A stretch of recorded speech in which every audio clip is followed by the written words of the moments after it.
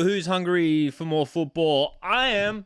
Especially when it's a semi-final of an Asian Cup, dude. The Australian under-23 team are in the semi-finals. And it's a big deal. Like, straight up, it's a big deal. And I don't think we've...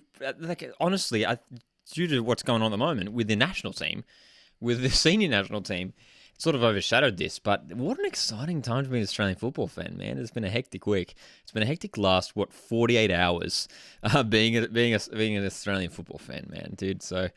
The last, couple of days is just, it's been very sleep deprived, and I'm sure we're still going to be quite sleep deprived after tonight. But yeah, man, it's good fun. And I see Barry's in the chat. Yeah, man, what's going on? What's going on? You're getting in here nice and early. Love to see it. And we're starting a little bit early too. I know the game doesn't kick off for another, half an hour? Or less than half an hour now. Just under half an hour we have kickoff in this one. So if you are watching on replay and you did want to jump to kickoff, jump about 30 minutes into the stream, roughly speaking, and you should be at kickoff. Barry, how are you, my friend? You doing well? That's the thing too. I was wondering, because we had an early morning. Aussie football fans, we had an early morning just yesterday, and I was like, oh, how are we feeling? To back up the next day with a late night.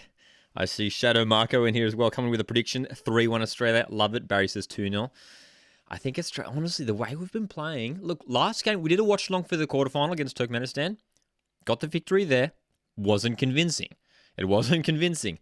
In the group stage, we've been pretty good. But overall in this tournament, the thing that we probably have to highlight is that defensively, this under-23 side has been almost flawless. We've conceded one goal across 4 games, which has been awesome. I see Brock in the chat. How are you doing, mate? Another prediction. 4-1 Australia. Love it. I'm gonna tell you what, I'm gonna go 2-1 Australia. I might go a bit closer. I think it's Saudi Arabia side. Saudi Arabia, look, I'm not gonna lie, I'm not too familiar with the under 23 setup at Saudi Arabia, but we know that Saudi Arabia are one of the top teams in Asia when it comes to football. They of course consistently qualify for the World Cup. Williams in here. How's it going? Brock says, I'm very excited for the World Cup, as am I, my friend.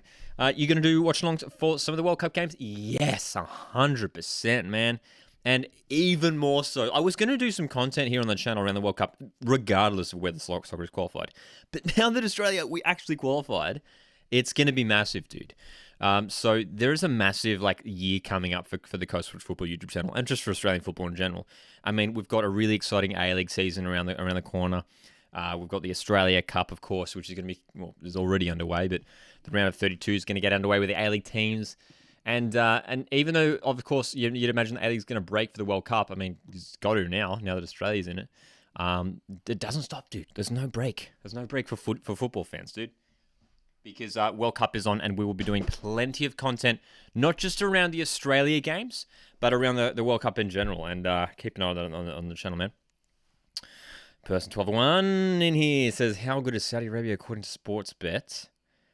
Saudi Arabia is favourite. There we go. The grey wiggle. That's right, footy galore. We love the grey wiggle. The grey wiggle. I should get you know what I should do? I should deck out my background, get a cardboard cutout of just Andrew Redmayne in a crazy pose. Barry says, school or soccer? I think I might watch a bit of soccer. I love the decision, my friend. I respect the commitments people have to school and work and all that. And look, dude, I've got to get up for work in the morning, just got to say. But dude, this is a semi-final. If we win this game, it's the furthest the under-23 side has ever gone in the Asian Cup. Last time around, a couple of years ago, we made it, we were third place. We lost the semi. So, yeah, man. How far do you think Australia will go in the World Cup? Great question. And honestly, I don't know if I'm just saying it because I'm riding high off the incredible qualification from the past couple of weeks to beat UAE, to beat Peru. But honestly, there is a chance. There is a chance, man. Honestly, I think it's open for us. I think when you compare, look, no disrespect to the teams in our group, any particular teams, but I think this group's a little bit easier now. I think Peru are a good side, and probably for me, maybe just a little bit better than Tunisia in terms of a footballing side, have more star players. no disrespect to Tunisia as a football team, but there's all of a sudden a doorway for Australia to maybe sneak into second place in Group D. And you look at the matchups and people are already talking about potentially the champions curse hitting France. I don't think that'll happen. I think France are too good of a side. I think they've got too many star players. I just can't see them not making it out of the group stage. That would just be insane. But honestly, I mean, Australia take on France in the first game. Dude, I mean, if we managed to somehow snag a draw, I mean, you think back to the previous World Cup, we scored first, dude. It was a penalty, right? But we scored first. If we could snag a draw against France in that first game, it's wide open. It's wide open. And all of a sudden, it totally changes the game. So I'm sort of looking at that first game against France and think, if we can get the draw, that would be awesome. But look, probably lost there. But second game against Tunisia, man, if we can defend like we did against Peru, if we can take our chances, obviously it would end a draw if it was a similar sort of situation. But there's a realistic chance that this Australia side could beat Tunisia. And then on the final day against Denmark, anything can happen. So look, I'm fingers crossed for a round of 16 finish for Australia. I don't want to predict any further than that, dude. I don't want to get too carried away. But honestly, with the energy and togetherness this side has shown in the last couple of weeks, I think there's a real belief now that has been restored. Adam's in here. Hi, greetings from Greenpoint, New South Wales. Adam, hope you're doing well, mate. What else are we saying here? Person 1201 says, don't want to be a hater, but I don't like how Brooke has played so far. This tournament seems to be always slowing the play down, passing backwards. I somewhat agree, person 1201. Lockie Brooke is just, for me, missing... Look, don't get me wrong. He's a great dribble of the ball. He loves taking players on. But he's lacking that end product. And it's something that I've noticed in this tournament, but like playing for Adelaide United. If you look at highlights, and Brock, I know there's some Adelaide United fans in the chat. I feel like Lockie Brooke, he's so close. He's almost there. He's a very talented player, don't get me wrong. But he just doesn't have that finished product yet. We need to see him hitting the target more, testing goalkeepers more. Just taking his game to the next level. Alex says, how's Billity starting? Yes, Billity starting over Courtney Perkins. I haven't even gone through the team. I should talk about the team. You can, of course, see the graphic here on the screen. So we will run through it. Gauchi in goals, of course. Louis Miller at right back, the beast. Rich Bagaloo in the centre of defence, partnered by, yes, Billity, who's come in for... he started the first game, I'm pretty sure, Billity. But Courtney Perkins is the one that drops out. Courtney Perkins. Jordan Boss, Melbourne City left back, in at left back. Louis Dorigo coming in for Josh Nisbet, who started the quarterfinal. So Louis Dorigo's back into the starting lineup. Francois, the captain. Yengi is the big plus. Cassini Yengi's back. We imagine he'll be starting on the right-hand side. Remy Nazarene through the middle. Lockie Brooke off the left. Expect those two wingers to swap sides throughout the game, though, which is what we've seen so far this tournament. And, of course, Alu Kowal up top. Will we see more Alu Kowal spectacular moments from him? Let's hope so, hey? Let's hope so. What else are we saying here in the chat? If we fluke to win against France, I would go crazy. Dude, it would be mental, dude. It would be mental. Speaking facts, could you imagine the draw against France? Dude, oh, man. Like, it would just be insane. Like, a draw, I would celebrate so hard. I would never before have celebrated a draw harder if we do draw there. Alex in the chat says Brooke consistently has shown no end product in both the A-League and this tournament. Person 1201 says also after being Arnold out, I think he deserves at least a chance to coach the World Cup. Dude, I think I'm going to make a video on this. I put up a poll. If you haven't seen it, check out the community tab on the YouTube channel. Coastal Football YouTube, the community tab. Put out a poll in case you missed it. So got 150 votes or something so far. Most people want Graham Arnold to stay. I asked, should Graham Arnold stay in charge or get someone different for the World Cup? Most people want Graham Arnold for the World Cup. Australian fans have changed their tune on Graham Arnold. I don't blame them, though, to be fair. We will beat France, says Alex. World Cup winners curse, you know.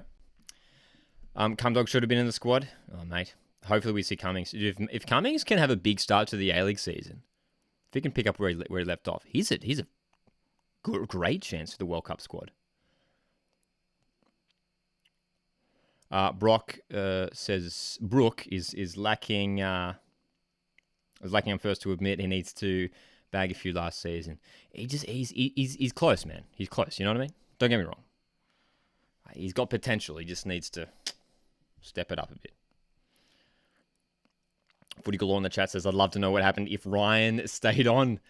Got to look to the future now. Dude, aren't we glad now? I mean, I was nervous. We were doing the live watch along. I know a bunch of you guys were here for it. I was nervous when Matty Ryan was coming off. I was like, oh, I don't know. Risky, big call. Big call. Barry says, England lost 4-0 to Hungary. Rip, that's right. Dude, what a scoreline though, right? I mean, massive. And now there's also all of a sudden all this conversation around Gareth Southgate and the head coach of England and whether he's the right person to take them to the World Cup. And I think a lot of England fans are probably saying probably not. Probably not. Alex says, Courtney Perkins is left-footed, natural left-sided centre-back. Sean has played nearly 60 A-League games and is really impressive and has played left centre-back. Well, he has indeed, hasn't he? That dude Falcon, I know, right? Australia's group stage clashing with exams. It's going to be a tricky time, isn't it?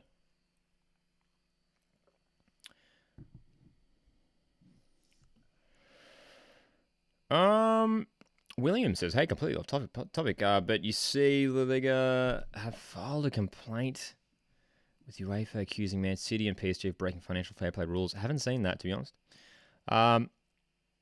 Footy Galore says, I put my friend onto your channel months ago. He loves it. Footy Galore, thank you for sharing the love, man. Sharing the channel, I should say. I appreciate it, man. No, it's good. And again, I think that's awesome. Like, I very much want to make this a community of like-minded, football-loving fans, whether you support Australia or not, man. I mean, we're welcoming of everyone, of course. Person 1201 says, although Denmark are a very good team, indeed they are, made it to the Euro semi-finals, I think Australia can pull off an upset there. It's going to be tough. If we're going to win any of the group stage games in the World Cup, you'd imagine it's Tunisia. But Denmark are a good team. The thing with Denmark is you look at their squad, you look at like a starting lineup that they'd put together, and there's no weakness there. Like they've got good players at the back, midfield, and in attack, of course, too. They're quite a well-rounded squad. And we know what they did in the Euros, of course. Cody says, controversial opinion, but Cummings was overrated in the All-Stars game. We didn't really get the chance to do anything, to be honest. It wasn't really a game for Cummings to shine. So, look, he's still a great player. But, the All-Stars game is just a kick around, you know? Where can we watch for free? Asks Sam. I can't help you, my friend. If you're watching in Australia, it's available on Paramount+. Balin in the chat says, if we came second in our group, Socceroos came second, it would most likely be playing Argentina if they top their group, which I think they will. I know Argentina have Mexico in their group as well. But my goodness, wouldn't that be a test? Wouldn't that be a test? Imagine that. Harry Suter marking Lionel Messi. Trent Saints, Kai Rolls slide tackling Lionel Messi in the round of 16 of a World Cup. Oh, mate, I'm living for it.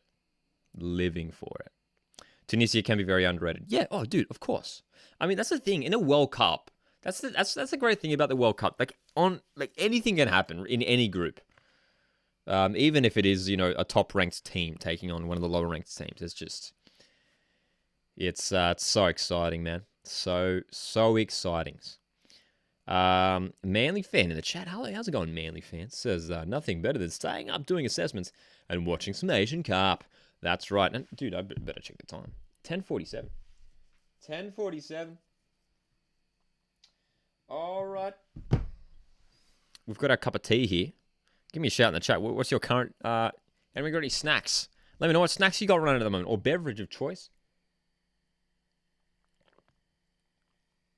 But we are 12 or so minutes away from the match getting underway here. Going to keep you guys updated to the... Going to have the timer running. Going to have the score here. And, of course, the live lineup. The live lineup and formation. Tunisia can be very underrated. Anything can happen, so we can win. Of course, man. Of course.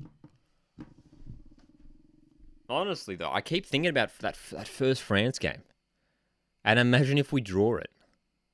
It just like puts us in a massive advantage. Footy Galore says 3 a.m., 6 a.m., 9 p.m. kickoff at times for Australia, which is good. Other than 3 a.m., I think it's actually 2 a.m. Australian Eastern Standard Time. Could be wrong. I think it was a 2. But yeah, a little bit comfortable. I mean, we're looking at especially there's the 9 p.m. is a Saturday night. Saturday night, I can't remember the exact date, of course, November. But 9 p.m. Saturday night, Australia take on Tunisia in the second match day. It's going to be, you imagine that's going to be a big one, man. Coffee with soy milk, love it. Salted egg fish skin, wow, nice. What is the Socceroos' best centre-back partnership for the World Cup? Well, look, there's a long way to go, but we get to see how Harry Souttar's going. How is Harry Souttar going to be going come November? You'd imagine he'd be coming up all right? November's a long time away, dude. Obviously we want him back sooner than that, playing some regular football. Harry Souttar, though, I think has to be in there. And Trent Sainsbury. And then the encouraging thing, I've said those two guys, but now we've got two players who played very well in the last 2 qualifying games against Peru and UAE, in Kai Rolls and Bailey Wright. I thought they were fantastic. Especially Kai Rolls coming in for 2 massive games. Who do we play? 9 p.m. Yes, the 9 p.m. game for Australia, and that is 9 p.m. Australian Eastern Standard Time, is the Tunisia game. Which is the second game. Are you going to make a video of your World Cup predictions? Yes, you read my mind. Yeah, it's coming within the next week. Can confirm. Your birthday is a Saturday. Falcon, you're going to be celebrating your birthday, hopefully with the Socceroos win. Souttar would have to be the best. Yeah, you'd think so. Hey, Harry Souttar for sure. Sorry, KF, I'm just reading a message from before. Has the game started? Not yet. 10 minutes. 10 minutes. 10 minutes. I was convinced McLaren was going to miss, says Alex. McLaren's good from a penalty spot, man. We learned that. We've learned that from watching him in the A-League. Very composed from the penalty spot. Alex says Rolls should absolutely not be dropped. Best player the other day. But, dude, I'm the biggest Kai Rolls fan. But if Trent Sainsbury and Harry Souttar are fit, are you going to drop them? I don't know. Are you going to go to Qatar? Unlikely. Dude, I'd love to. But I'm probably going to be here covering all the action, dude. Julian's in here. How are you this evening? I'm doing well, mate. Doing well. Lockie in the chat. How's it going? Says, honestly keen for the New Zealand friendlies. And the expected friendlies before the group stage, just to play around with the lineups. Yeah, man. That's that 100-year anniversary game against New Zealand should be fun. Should be fun. September at Eden Park in Auckland, right? Yeah.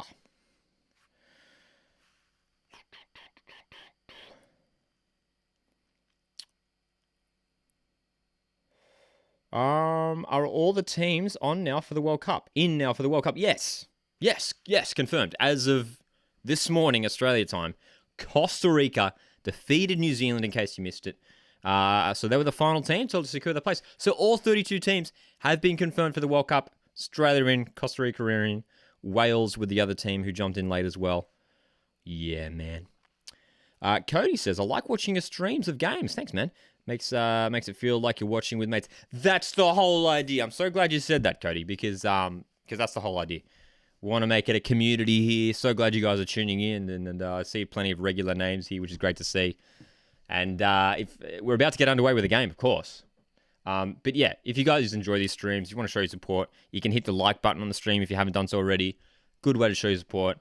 And yeah, who was it that said it before? But I think it was Footy Galore that said it before in the chat. But if you have other football fans who are whether they just watch the Socceroos, whether they watch their local A-League team, NPL, whatever, just send them to the channel, man. Send them a video or something if you want to get them involved.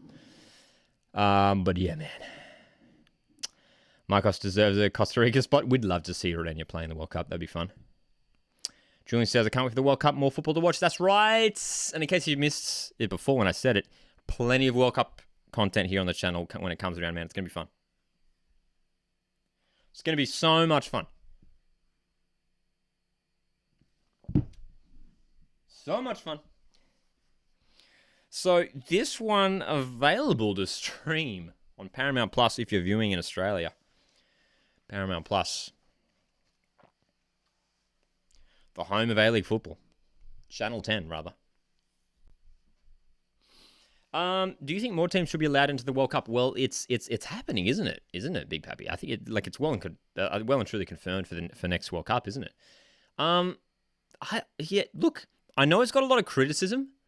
I'm sort of like, I mean, if you guys have been watching my content for a while, you know I'm pretty optimistic and open-minded. I just want to see how it pans out. Look, it might be not great. It might be fun. It might be epic, dude. Look, I totally get the hesitancy to go for it. I mean, we're used to the 32. It feels like a good number. Any more would feel like too much. But I'm just like, let's give it a try. Like, I'm sort of a bit like that where I'm just like, yeah, whatever, man. Whatever, man. Did you see Newcastle just away kit for next season? It was voted on by fans. I didn't. Wow, no, I didn't see that.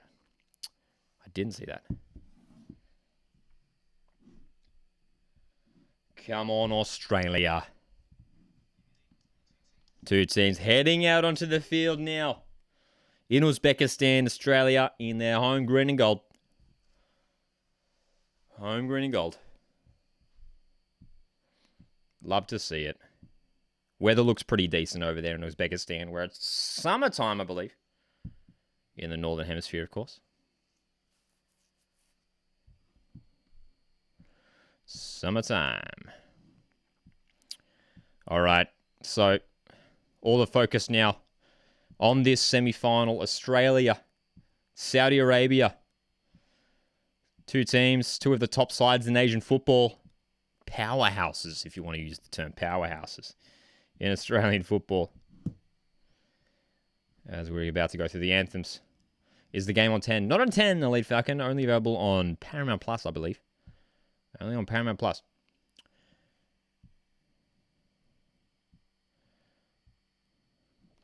All right.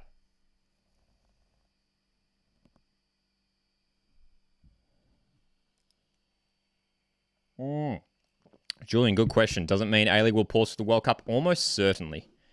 I think almost certainly yes. It's a bummer it's not on free to air. It'd be great if it was on free to air too. Hey, it would be good. I'm pretty sure it's not. I'm like 99% sure it's not. Someone correct me if it is on Channel 10.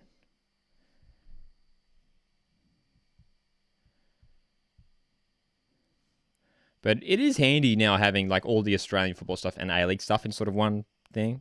Like at least we have that. Look at Louis Dorigo singing the anthem, The Passion. Great to see. Great to see, dude. Let's go, lads. Let's go, lads. Good to see Cassini Yengi back in this lineup, man. Missing the last couple of games. After that suspension in the final, the second group stage game. The striker who's now going to be playing his football, Western Sydney Wanderers. Former Adelaide man. Chris is in the chat. Says SBS is covering the World Cup. Indeed, yeah. It's not on 10. Thanks for backing me up there, Thomas.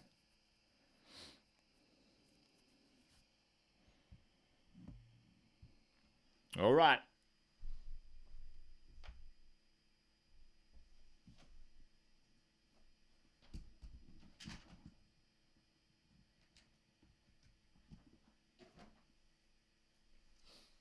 Here we go.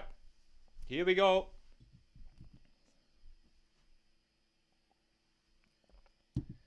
All right. Very shortly getting underway. Teams preparing to get this one kicked off. Australia, Saudi Arabia. Remember, the Australians have never made it to the grand final, to the final of an Asian Under-23 Cup. This would be a first. This team, this very talented team, man. A lot of good players in this side. A lot of very skillful players for Australia. Let's hope they can get it done. Potentially the next generation for the Socceroos.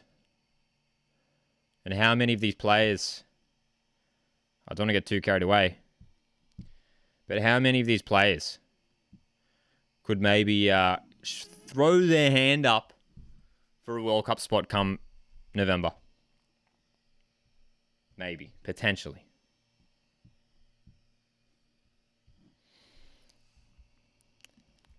Who are the favourites, says Big Pappy? Oh, dude, I think it's pretty close. Someone mentioned before they saw online that Saudi Arabia, I can't remember where it was. People saying Saudi Arabia may be just favourites. I think it's pretty even, though, this one, to be honest. Torres Francois, of course, the captain of this under-23 side.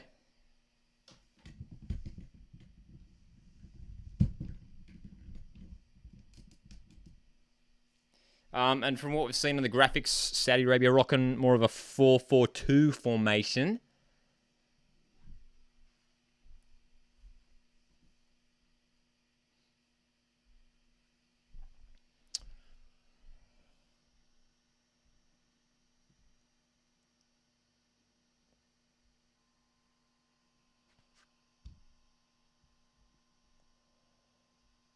Here we go, man.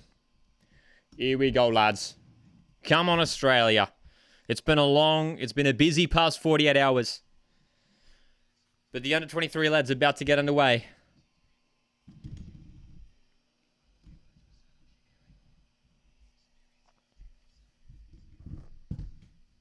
Big opportunity, man.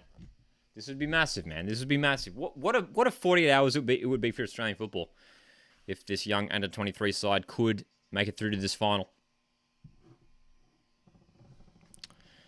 Hope Rizzo comes back in the national team. I think it's a fair shout, Julian. I think if he has a good start to the A-League season for Western, yeah.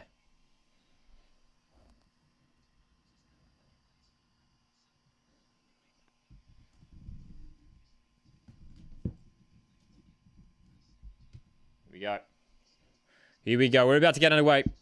So, of course, slight delay on the YouTube streams as there always are, but we're going to have the clock ticking away here in case you want to try and sync up your streams with mine. Here we go. Australia, Saudi Arabia in the semi-final. Here's kickoff. Referee taking his time. We're ready. Players are ready. And we are underway.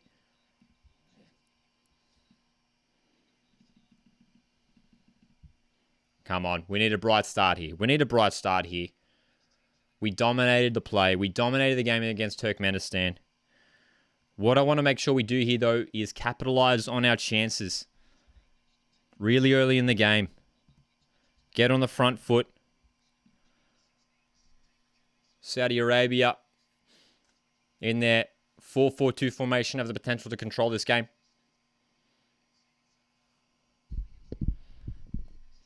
Ability, left-sided centre-back tonight, coming in for Courtney Perkins. And that's a giveaway by Gauchi. Saudi Arabia could be in early here. They're in the box. Dude, that's worrisome. And the long-range strike goes wide. But that was a little bit concerning to start us off.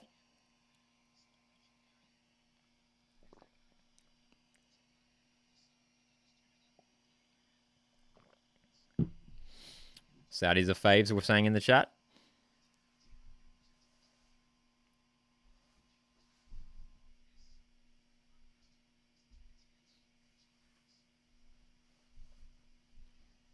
All right.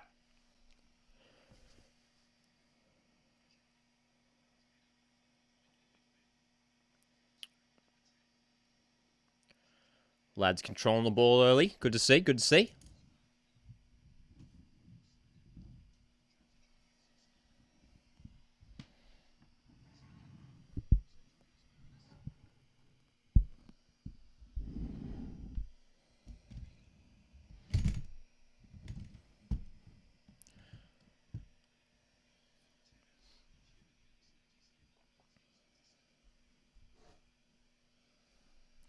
How do you stand up and watch the whole game? I don't. You'll see me. You will see me sit throughout the game. If you were watching the watch along for the Socceroos Peru game yesterday, I think I only stood up for the penalties. I think like at the end, but yeah, I've got the stool here. But having a standing desk has been very beneficial for these live watch alongs. That's for sure. Saudi Arabia just copping a knock there. Was that from the Nazarene strike? I think it might have been. Just a follow through there from Rami Nazarene. No foul play though. Or was it the Rich Bagaloo challenge potentially? Pumpkin VODs in the chat. Hey, Lucky, no time no see. Yeah, man. Will we be doing a prediction for the Socceroos squad going to the World Cup? Yes, 100%. Going to be doing heaps of World Cup content over the coming months, and of course when we get closer to November. So yes, for sure.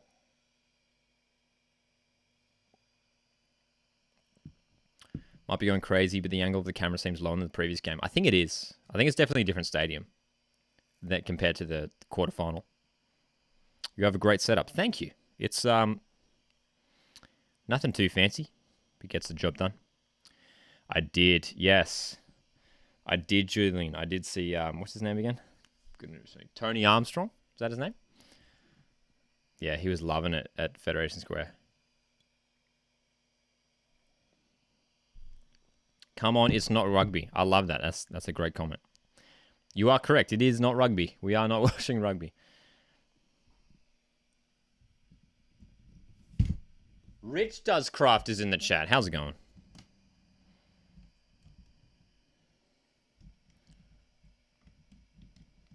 Come on, Australia.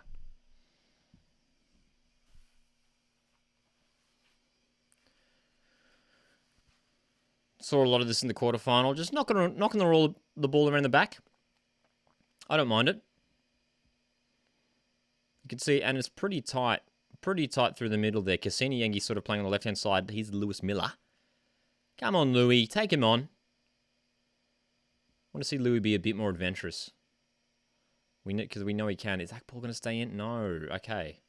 Geez, that ball flew out. Dorigo just looking for his Adelaide United teammate Lockie Brook on that right-hand side. But the ball sort of just like skidded across the ground there.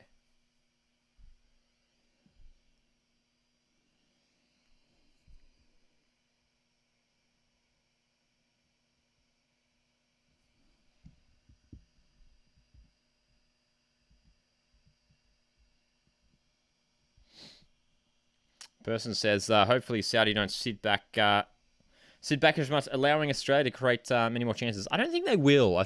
Dude, we saw that from Turkmenistan. We saw Turkmenistan. They sort of played like a 5-4-1, and it was, dude, just made it very difficult for Australia to break down. That's for sure. That is for sure.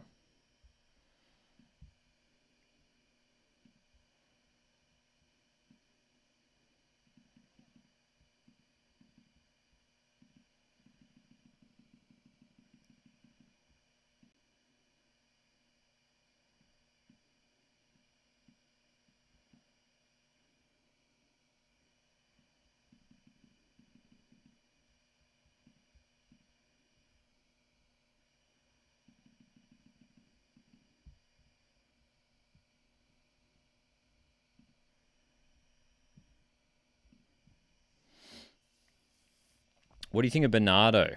I think he's fantastic. Bernardo Oliveira is one of the most promising young players in the A-League. And would be nice if he got some more game time in this tournament. Came on last game in the quarterfinal. Almost scored that goal, of course. Almost scored the goal. But Saudi Arabia have got to play down here, and this might be a concern early on in this game for the Saudis. We saw it against Turkmenistan. They had a number of players going down. But we're taking a bit of a break here early on in the game. We beat Peru. Still can't believe it. That's right, man. Dude, we've been dreaming. Honestly, the last couple of days have just been crazy. I've just been watching, and I've been watching so many. I'm sure you guys have been the same. Been watching so many like like of the players like celebrating after the game and stuff, and people reacting to it. It's great, so good. Just footage of the celebrations and everything. It's so good.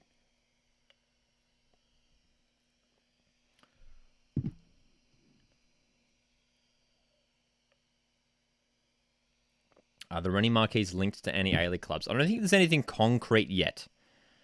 There has been names flown around, like Nani to Melbourne Victory. Yeah, honestly, I haven't heard any like concrete marquee names thrown around. But we will. I guarantee you, we're going to see some at least a couple big marquee names come to the A-League. But yeah, Neon, hey man, what's going on? Good to see you in here as well. All right. Louis Miller.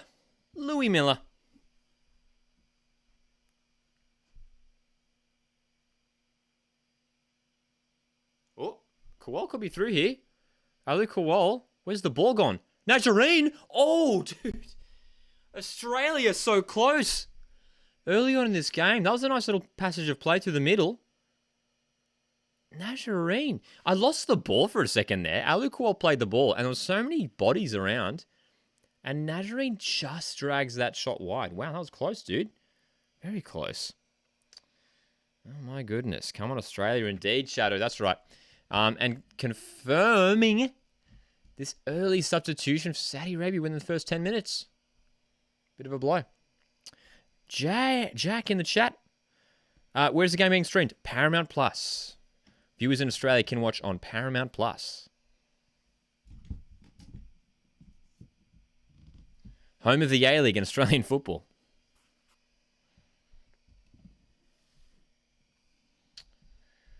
Apparently some of the players were still in the kits after the match. Yes, dude, especially Martin Boyle. I saw a photo actually just before that Martin Boyle was like sitting by the pool, and not only did he have his full kit on, but he still had his shin pads in. Still had his shin pads in. How great's that? So glad Miller isn't going to MacArthur. Honestly, I'm kind of glad about that too. It was great to see him score his move overseas. Do you think the OSC Federation should be merged with AFC? There is no use having 12 small countries in the OSC as a separate federation. I totally understand the argument. Yeah. Like, honestly, yes. I haven't thought about it too much, to be honest. But I guess it makes sense. It makes sense. I guess it becomes like a massive federation then. There's a lot of nations. But it probably would make sense, hey, yeah.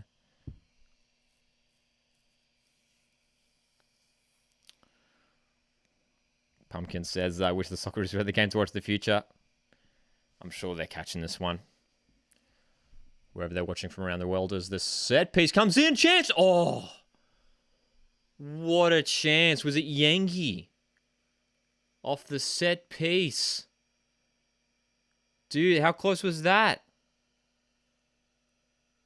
So it's going to be a corner, so another set piece. But Australia, lively early. Here we go, corner. The lads are looking hungry. Rami Nazarene on set-piece duty, as he has been for much of this tournament for the under-23s. Nazarene's corner. Deep. Header goes wide. What do you guys make of the start so far? Promising from Australia, man. Promising. Keen to get forward. Already creating chances. Yeah, dude. Oh, Cassini Yankee. They're just showing that replay. Yankee. Oh, mate. That was an important block. That might have been going in, actually. But Cassini Yankee, it looks like he is actually playing off that left-hand side. We might swap that on the lineup graphic. But Cassini Yankee, who often plays as a striker, can play as a winger. He is playing off that left-hand side, which I guess makes sense. He's sort of got inverted wingers then. Yankee right-footed. Lockie Brook more dominant with the left foot. Sort of cutting in from that right wing. So there's our confirmed lineup there. It's sort of our live lineup there on your screens now. Lockie Brook on the right wing. Cassini Yankee coming off the left. Neil in the chat says, yeah, I love Mixed Duke. Live right off the match, seeing his reaction. Yeah, man. Cassini Yankee, future West Sydney Wanderers. Could be a big year for Cassini Yengi in the A-League.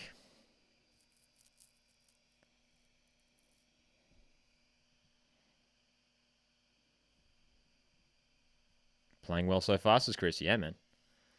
I think we are doing well. We've had more possession for sure. It's been a good start.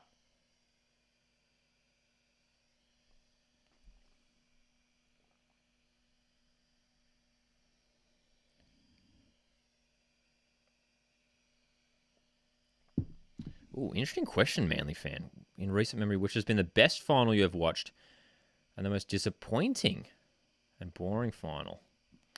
Good question. Most exciting final. I mean, dude, I just want to say when the Mariners won the A-League Grand Final is the best one.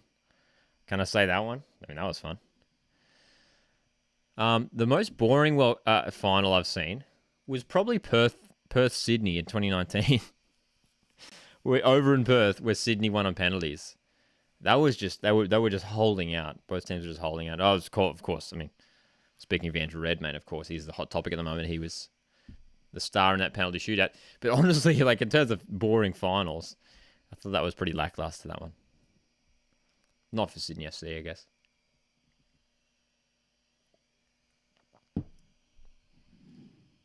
I did, William. I did see the Wiggles. The Wiggles video. Yes, the Wiggles reaction to Redmayne. That was great. Great start so far, this person. It's been good.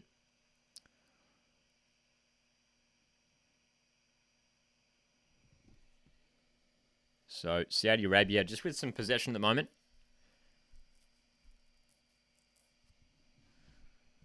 Looking to get some control on the ball.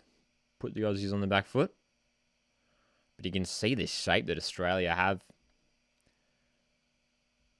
Almost a 4-4-2 when we set up to defend, which is pretty similar to what we see the first team do too, the senior team. Thomas says, what do you think of Kowal's scorpion kick? He definitely should be in the running for Puskis. I 100% agree. 100% agree. Is for me one of the greatest goals I've ever seen. Straight up. Straight up. Yep.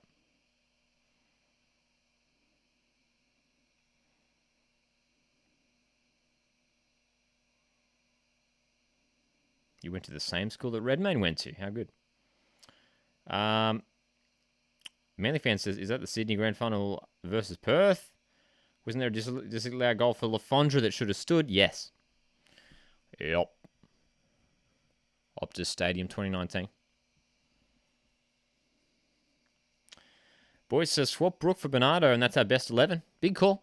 Big call. I probably agree with you, actually, though, to be honest. So, Saudi Arabia with their first opportunity here from the set piece. Flies straight into the hands of Joe Gauci. Thomas says, I didn't think Kowal would score that scorpion kick. No one expected it to go in, man. I mean, the cross was like behind him, and he just pulled that out. Just incredible. Incredible goal. Incredible technique. Incredible improvisation.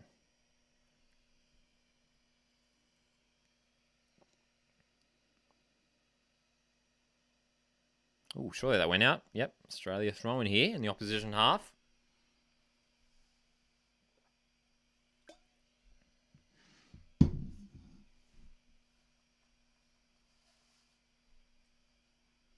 Come on, boys. Early first half goal here. Let's not leave it late like we did against Turkmenistan. Left it to the second half.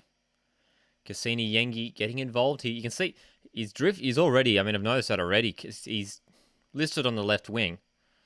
And when we're defending, that is where he's going, Yengi. But yeah, every time we get forward, he's coming really central, almost playing as the second striker up alongside Ali Kowal. Really flooding the middle of the ground.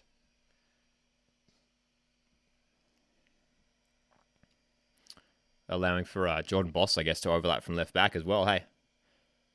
Ooh, referee just sorting out Louis Miller. Louis Miller's getting a bit of a tangle with a Hussein, one of the Saudi Arabian defenders. And look how big Louis Miller is compared to him. How good. Zadelaide in here. Hey, look, it's been a while since I've watched one of these streams. Hope you have been well, mate. Hope you've been well. Won't be able to stay for long because school tomorrow. Totally respect it, man. It has been a couple of days of lack of sleep for Australia football fans. So we're all in this together, that's for sure. Leon says, I really think this under-23 squad is the most promising squad we've seen in the past 20 years. Especially with players like Francois, Miller, Kuol, and etc. Yes. Oh, dude, it's a very talented squad. That's right. Kuol now part of the Scorpion Club. Joining the likes of Ryan McGree, Ben Garuccio. Rich Bagaloo. Well done, just winning that ball back. And Australia win the foul. And oh my goodness, that Saudi Arabia's player is just blown up. He's just blown up. Surely a card for a reaction like that. That's not. They're showing the replay here. Just the reaction. Oh my goodness. Very dramatic. Loving all the Adelaide players in the starting 11. Yes. How many have we got? One, 2, 3, 4? Well, one former. Yengi being the former, but almost 4. Got Bernardo on the bench too from Adelaide.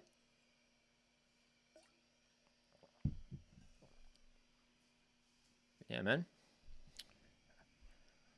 Ooh, over the top. Ali Kuol. Dude, that cross overhit. Ali Kuol just needed to keep that flat. Get it inside to Yengi. Just played it over the top of him. Australia setting up for another attack here. Yengi's pass goes wayward. Where was Lockie Brook, dude? But look how congested we're really piling up through the middle. You can see Yengi very much playing when we're in possession of the ball. Yengi's just coming right in. We're basically playing 2 strikers and no left winger. We're not playing with a left winger. Oh, Saudi Arabia winning the ball back in the middle of the park. I think it was Lockie Brook who got caught in it. Ability, got to hold him up here. Cross comes in for Saudi Arabia and the shot! It's a goal! Saudi Arabia hit the lead. Not dealt with. And it felt like it's come out of nothing here. Australia started the brighter of the two sides, but it's Saudi Arabia who hit it first. Oh, no. Well, the cross came in. It wasn't dealt with. And it was a great first-time finish. And there were no defenders, no defensive midfielders there to cover the space. Here's a replay. Disaster for Australia. Ability was being challenged. Lewis Miller was there to double up. Ability couldn't block the cross. And Jordan Boss, I mean, we just don't get to that ball. Australia don't react quickly enough there, dude. Terrible defending. Terrible defending. Fallen asleep. Francois out of position. Maybe should have been in that area. Jordan Boss needed to get out there quicker. But when there's an attacking opposition player running into the box like that, you can't give him space. Perfect cross, perfect finish, and Australia are punished. 20 minutes in. 20 minutes in, dude. Oh my gosh. Heads up, boys. That's right, Zachy. Heads up. Past the 20-minute mark. And as we've been saying, Australia looking the brighter of the two sides. It's against the run of play. Saudi Arabia have the first goal in the semi-final. Socceroos. Sorry, it's not Socceroos. Ohiroos. Already pushing numbers forward, looking to hit back immediately. Lewis Miller down the right. Brook loses the ball, wins the throw.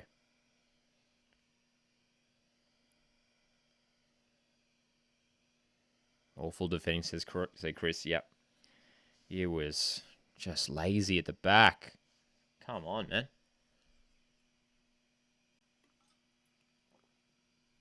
Saudi Arabia. I mean, Rich Bagaloo just getting caught in it there. Saudi Arabia looking to mount another counter-attack. Got to stay switched on. In behind, down the right. Saudi Arabia are in again here. Ability's there to step in. And Rich Bagaloo gets the clearance. But that was worrying again there for Australia. Meanwhile, Yengi's going to look to counter-attack. Inside, Rami Nazarene still running with the ball. Nazarene. Got to keep going here back for Yengi. End-to-end stuff already, man.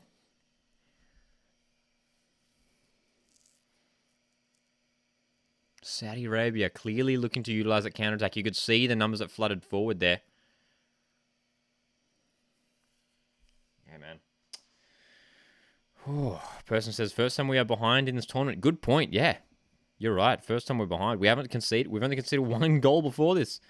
Will be a good test of our character. 100%. This is what we need, man.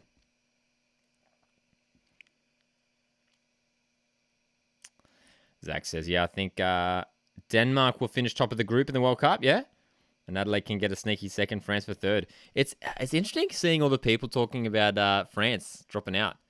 I don't know, man. I think they've got too many good quality players. I just can't see them. I mean, do you reckon maybe Denmark will get the win over France? Maybe that's what people are thinking. Chris says we can't afford to concede a second nearly near the game over if we do. I agree, man. That's going to be a blow. Because it's going to allow, I mean, there's 4-4-2 set at the Saudi Arabia running. It's going to be hard to break down if they get two ahead. But you can see they're still looking to attack down wide, Saudi Arabia. Ooh, that no foul. Correct call. Sam's World Cup group prediction. 1 France, 2 Denmark, 3 Tunisia, 4 Australia. Julian says all they need is belief and positivity. There's still a lot of time left. Indeed there is. Indeed there is.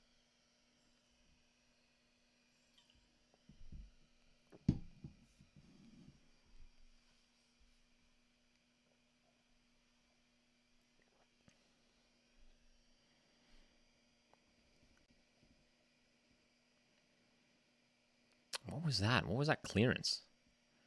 From Dorigo. He just hacked it into no one.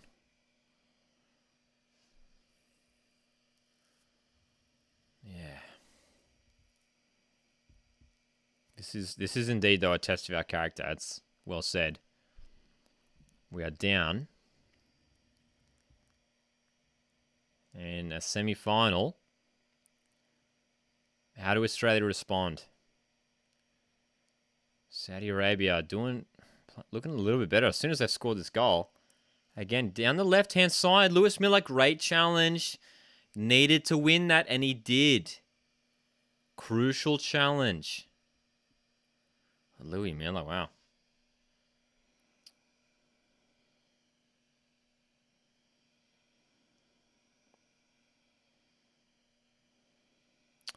Ian says, the reason I don't think France did well is because their current Nations League form is horrible, and a lot of their players are in terrible form. Maybe. Sam says, Australia need to keep control of the ball. Can easily break down Saudi Arabia and get Alu with the ball. That's what I think we need to do too. Against Turkmenistan, the one thing that we weren't doing well is Alu Kowal was just way too quiet. I mean, we needed to get him more involved. We needed to get him in behind, playing those balls in behind. We just didn't see it happening at all. Saudi Arabia team seems faster than ours. They seem very keen to utilize the counter-attack, so yeah.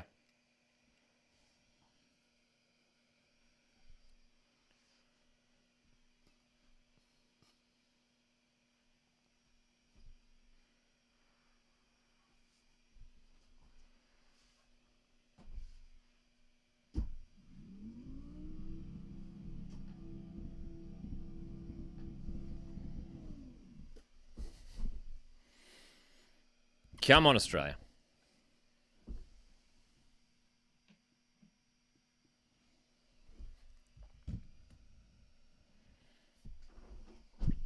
So, slowly approaching the half an hour mark here in this game already.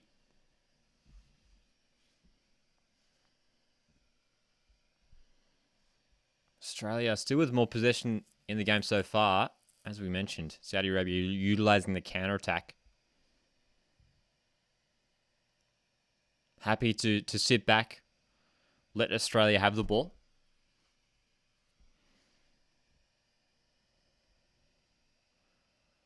Francois looking for that long ball.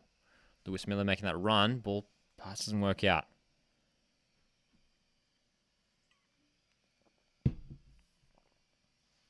Football Capital's in the chat. How's it going, mate?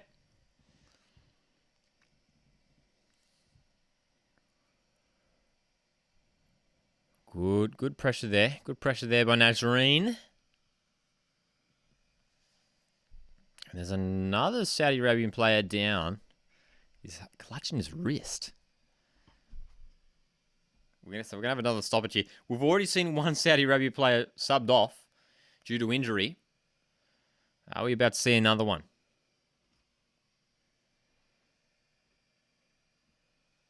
Oh, he fell awkwardly on his arm. We're seeing that replay. That was an awkward fall.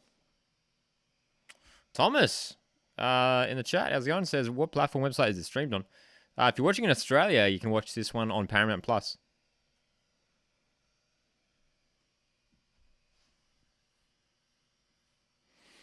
So, another little stoppage here. Saudi Arabia treating their injury.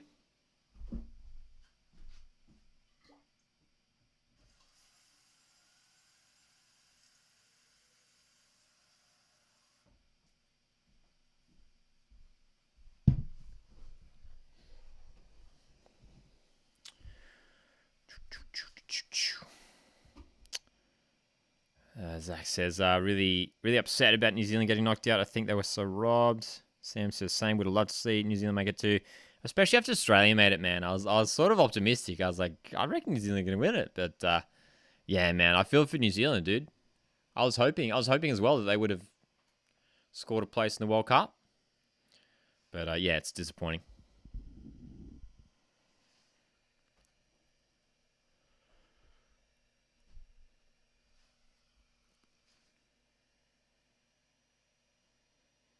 Down the left, Louis Dorigo trying to slide it in. That's a nice pass. That's going to be a corner, right? Yep, Nazarene. Louis Dorigo, that was better. That's what we're going to do more of, man. Driving forward, get those runs forward, trying to get them in behind. Players like Cassini Yengi, Ali Kowal, man, they thrive in those situations. Utilising their pace. This is a pacey attack line for Australia.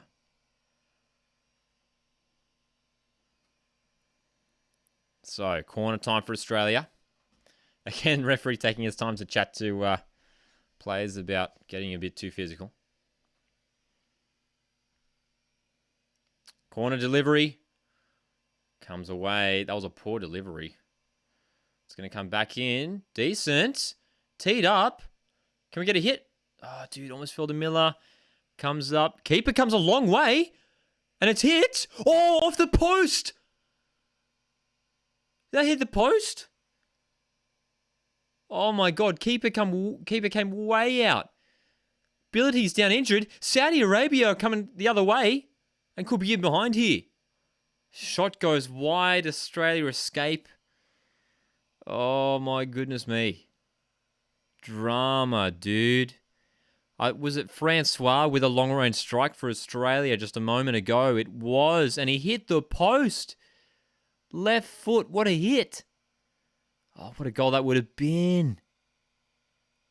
Oh my goodness, dude. So Australia have already had some good chances, man. Needed to score a screamer. Dude, we'd love to see it. We would love to see it.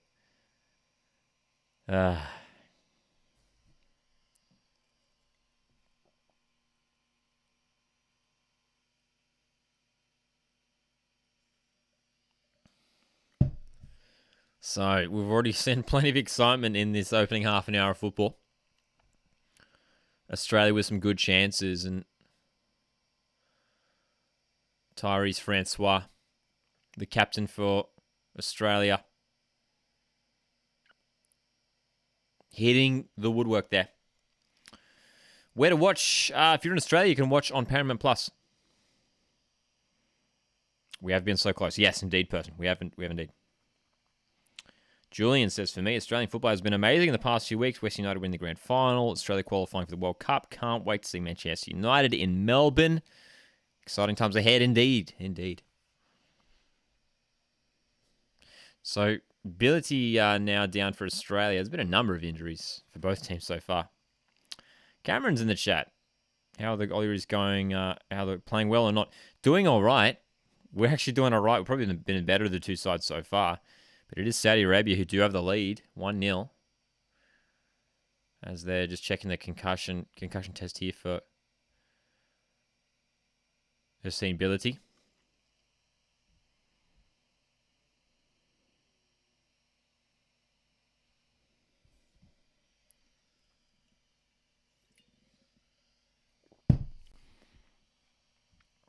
How many goals first half? Just the one, my friend.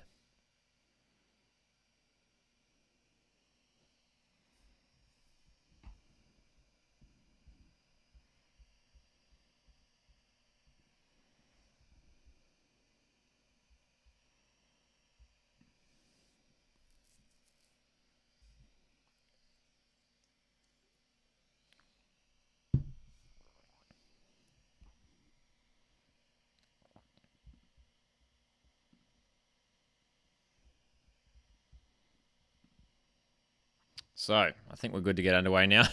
Ability just getting touched up with that injury. Hopefully he's all right to continue. We've got 80 people currently watching the live stream. Guys, thanks so much for tuning in. And if you want to show your support, you can hit the like button. Good way to show your support.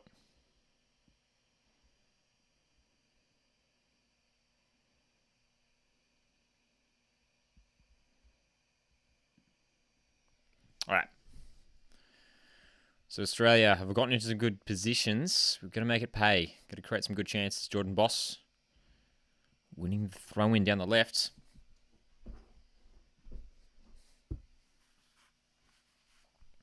Come on. Come on, boys. It's not good. It's not good. It's not what we wanted, man. We wanted that first goal, dude. But as we were talking about just a moment ago, it's all about the test of character now, I guess, for Australia.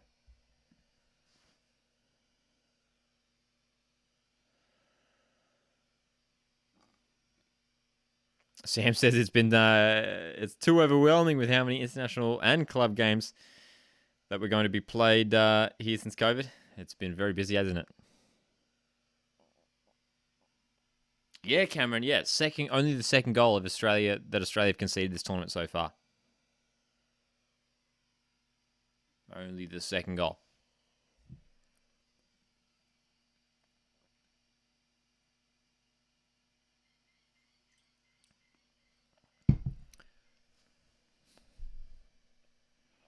And we've got another player down here. I think this is the third or fourth time we've seen a Saudi Arabian player down. Julian says, think the goal will come soon? Hopefully, right, man. Well, I think it'd be super important to get that equaliser before half time. If we can just level things up. Oh, wow. They're just showing a replay. I didn't actually realise. Rich Baglow's follow through of the boot there. Is he accidentally hitting the head of the opposition player? Is Pepion on the bench? Yes, Dylan, yes. Cameron Pepion dropped for this game for Cassini Yengi. Did start in the quarterfinal against Turkmenistan. Person says, surely not a red card. Please not again. No, there's no way. There's no way. There's no way. If it gets awarded a red card, it's the worst decision I've ever seen, straight up. And I saw Mariners take on Melbourne City this A-League season, so that's saying a lot. Are they actually still checking it? There's no way. Dude, I'm telling you right now, if this gets awarded a red card, it's the worst decision I've ever seen. And I've been watching football since I was a toddler. There is no way. He's just kicked the ball and he's just following through with his legs. It's a waste of time that they're doing a VAR check. Waste of time. Let's get on with it. Come on. Still he's listening. Oh, you're kidding, dude. Dude, there's no way. So they're still looking. Are they? Referee hasn't been called over to the monitor yet, but he's still listening to his earpiece. I'll say it once again just to reiterate. If this gets awarded a red card, it's the worst decision I've ever seen in my life. Worst footballing decision. Oh my God, they're actually going to look at it. Oh my God, they're actually going to look. He's getting called over to the monitor. Are we about to witness the worst ever decision in footballing history? Are we about to witness the worst decision in footballing history?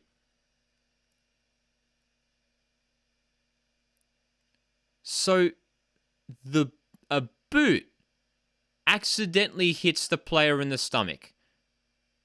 Is that the one they're looking at? He's kicked the ball, and the opposition player runs into his boot. There's no way ever that that's a red card. Right? What do you guys think? There is no way. Chris says, I'm worried this could be a red the longer it takes. There is no way that that's a red card. It's never a red card. He's kicked the ball and the player's just run into his legs. Oh, come on, man. It's a football. It's a physical game. You're going to get knocked around. He's just clearing the ball. Come on. Oh, my gosh, dude. Chris says game's over. It's a red. Referee's coming back. There's no way, right? There's no way. Oh, my God. Oh, my God.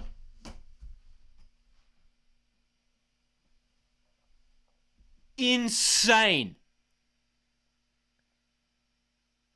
Insane. J. Rich Bagaloo has just been shown a red card in what can only be described as one of the worst decisions in footballing history.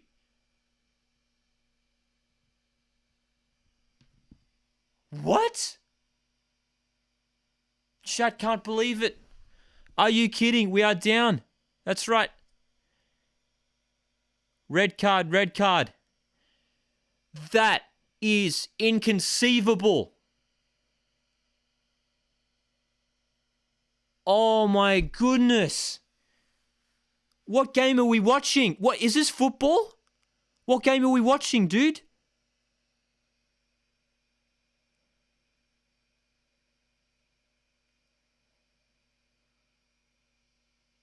Oh my God. That's a joke. That's a joke. Oh, that nothing else has rivaled that. I've been watching football for years, dude. I've been watching football for over 20 years, and that decision defies belief. I'll say it again. That's the worst refereeing decision I've ever seen. It's not even a yellow. It's not even a foul. It's not even a foul.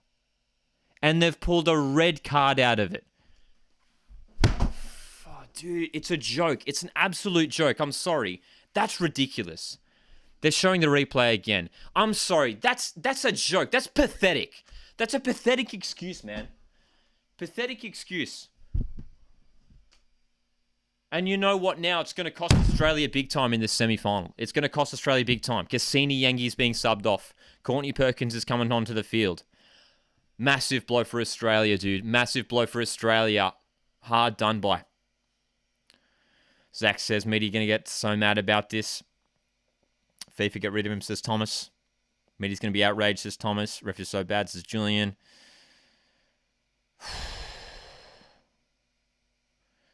Person 1201 says, all the red card decisions in this tournament against Australia have been so unfair. Look, honestly, compared to the Yangi one in the group stage, this is way worse. Here's the thing, right? The Yangi red card, I can see where they're coming from. Like, no, it's not a red card, but I see what they're thinking. They see the studs. They see the boot coming in. But this is just like, it's not. It's not even in the vicinity of a red card. Oh, my God.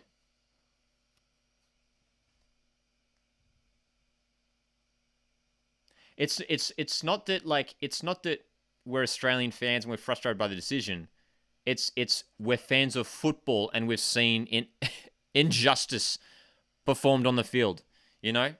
It's just not right. It's just not the correct decision.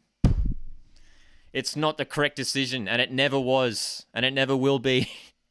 As long as the game of football exists, the wonderful game of football exists on our beautiful planet. And Just like that, we are rapidly approaching half-time, where Australia have a lot of work to do, man. Australia have a lot of work to do. So we're going to get the updated lineups on your screens now. Courtney Perkins is onto the park at centre back.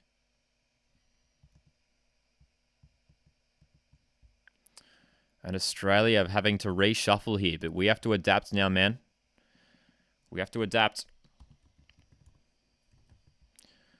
But I can only imagine what the players on the field are thinking. It's just, I don't mean to keep rambling on about it, but I can't believe what we've just witnessed. I think you guys just need to understand the volume, the weight, I should say, of that decision. It's cost Australia a spot in this final for an Asian Cup, man. This is a major tournament. This is huge. And a decision like that, man, it's not right. It's just not right. It's not right. We need to be better than that, man.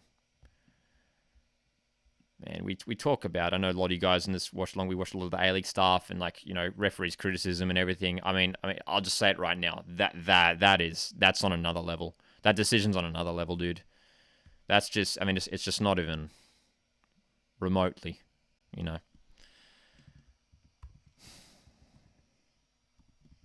Not even close, dude. Not even close.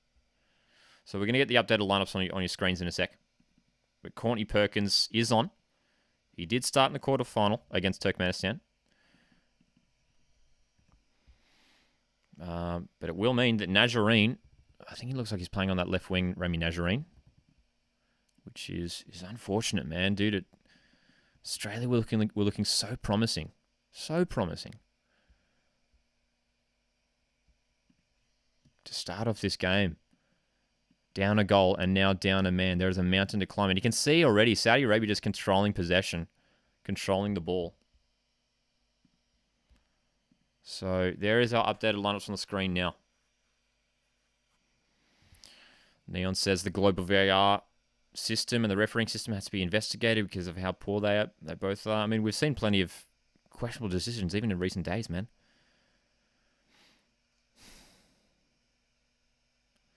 Dylan, that's a great point, Dylan. How does our player get bodied and gets a red card on the way down? I mean, he's kicked the ball and his legs. It's just the natural reactions of a follow through of his legs. The Saudi Arabia player ran into him, ran into the legs.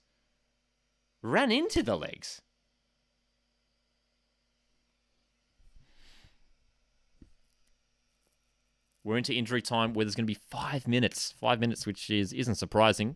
We've had at least 5 players across both teams down. We've had the VAR decision, so 5 minutes for Australia to just hold on here in this first half and just regroup at half-time. But I'm just dumbfounded, man. I'm just dumbfounded. I mean, we already had the controversy in the group stage. I mean, this just takes it to a completely another level, different level.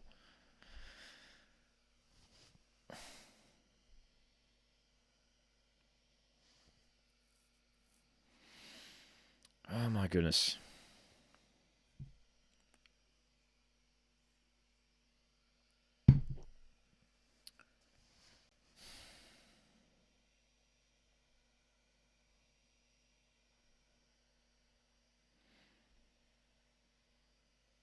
So Australia defending now in sort of a 4-4-1 formation.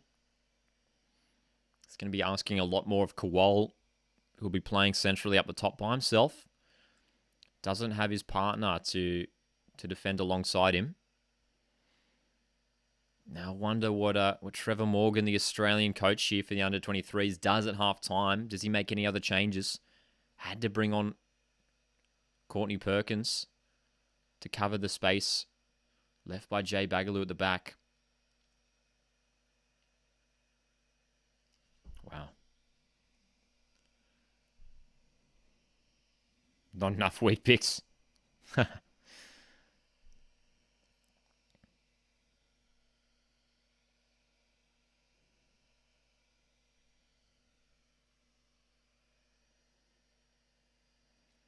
Saudi Arabia still pushing late on in this first half in the box now. Lewis Miller trying to get that clearance. Still on for Saudi Arabia. Chipping it over the right-hand side. Great chance for the Saudis. Jeez, scrambling it away just. And the shot comes back in. Messi at the back for Australia, dude. Finally, we deal with it. And a counter-attack does not work out. Rami Najarine was not in the same wavelength as Alu Kawal there. Just got to get to halftime, man. There's still a couple minutes to play of injury time. Saudi Arabia getting forward. That shot is going to go very high and wide.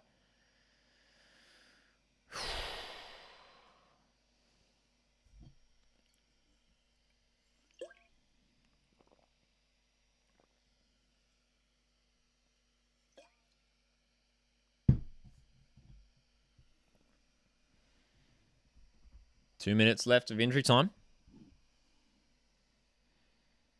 I've had quite a few stoppages, eh? Quite a few stoppages in this first half.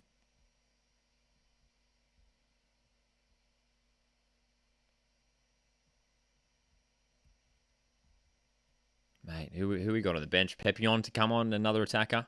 Patrick Wood, the striker, if we need, if we decide to throw an extra player up there, if we need to.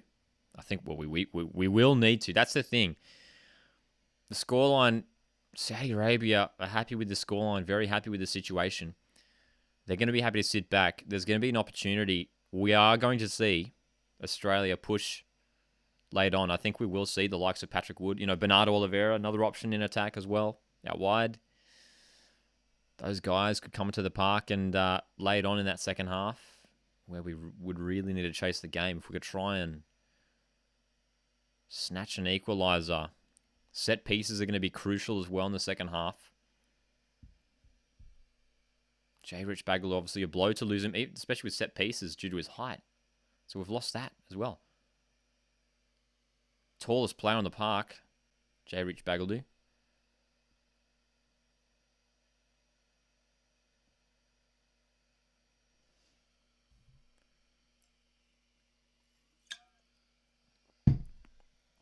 A-League, how's it going? Good game so far. It has been entertaining. Are we playing a 4-2-2-1? I'd just call it a 4-4-1, I guess. 4-4-1.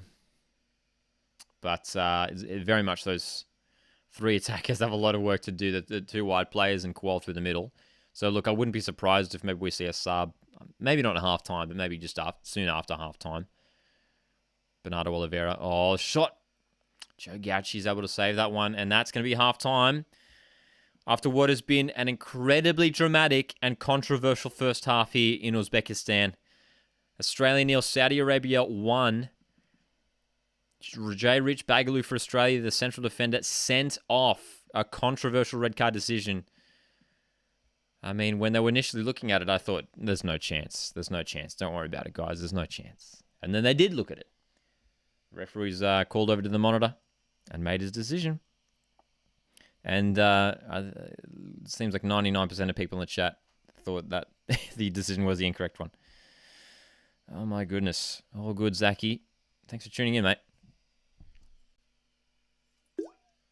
KFR says, all hope is lost. Saudi's dominating. Second half, honestly, if we can just hold them to one, for at least the first 15 minutes of the second half, and try and work our way back into it. Utilize the counterattacks. I think, look, I'd be surprised if Najarine stayed on for much longer. We might even bring in Najarine off at halftime. It would make more sense to get someone like Bernardo Oliveira on the park, who's got a bit more pace, you know? A little bit more pace. Hyper Gang says, need to dominate the attack in the second half. Yeah, we need to.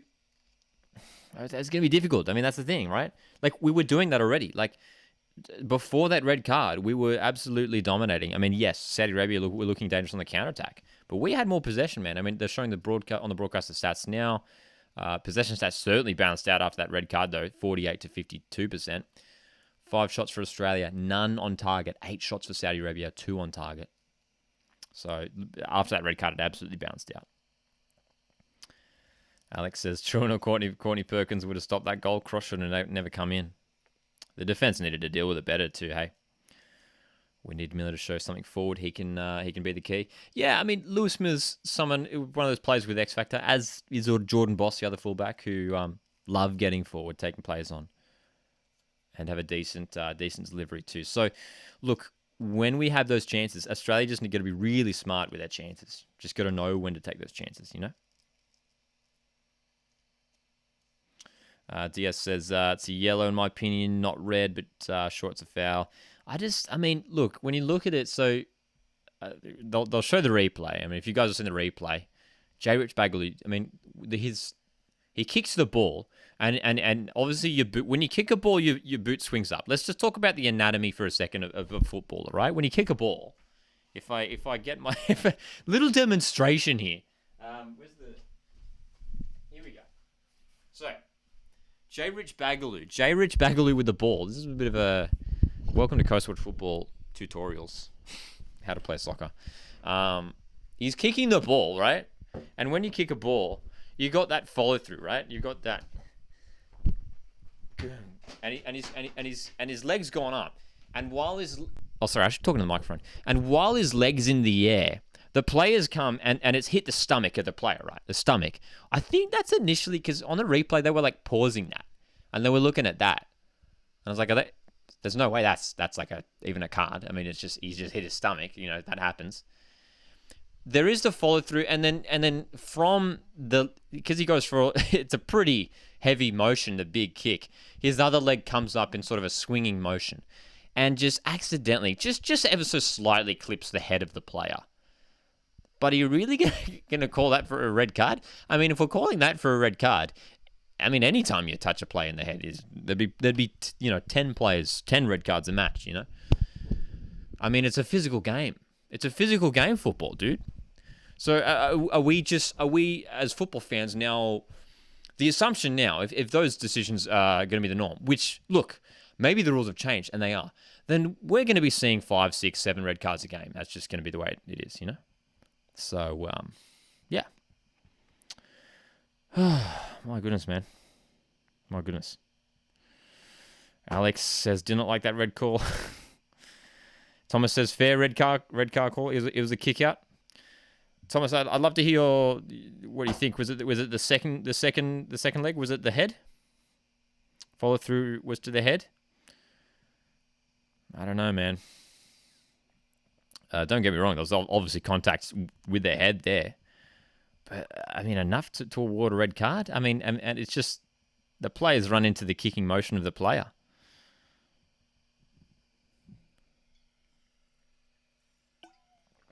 I mean, Rich Bagaloo's going to make that motion regardless of whether a player's there or not. He's gone for a long-range kick. It's just fallen over, you know? Yeah.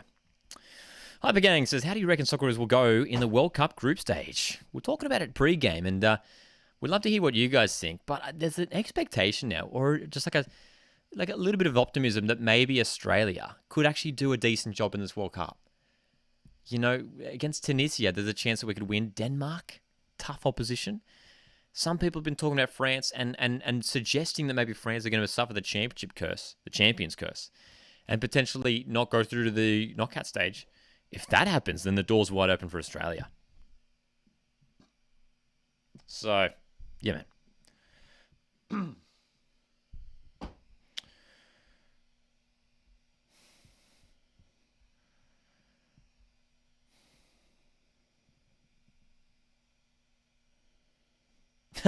Surely he's doing the Channel 10 commentary team. That explanation was perfect. What else are we saying here? Looks like there's a bit of mixed opinions in the chat, whether that was a red card or not. For me, it's not a red card. Hypergang says, "I truly reckon we come third. But if it's a curse, and if the curse is true, and Denmark can get through." Yeah, mate, dude, imagine that. Imagine the scenes if France miss out and we go through. 12 in the chat, where to watch the match. If you're in Australia, you can watch on Paramount Plus.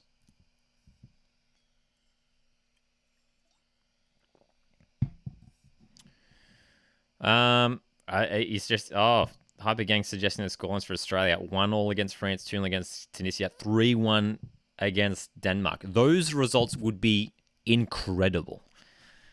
I highly... Oh, sorry, 3-1. Oh, you mean 3-1 loss to Denmark. I was about to say... if we could beat Denmark 3-1, that would be monumental. That would be just as big as a draw against France.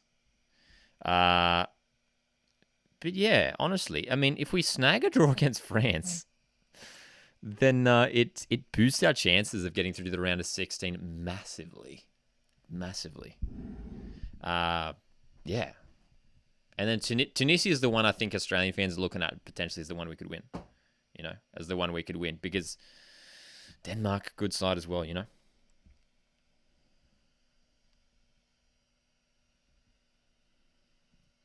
Dia says, either yellow or red, but you want him to get away with a karate kick. It's football. You can't do that here.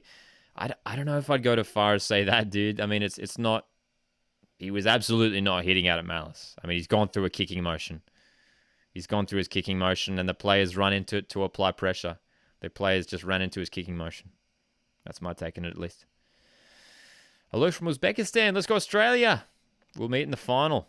Of course, Uzbekistan. Thanks for tuning in, my friend. Uzbekistan taking on Japan later today for the other spot in the final.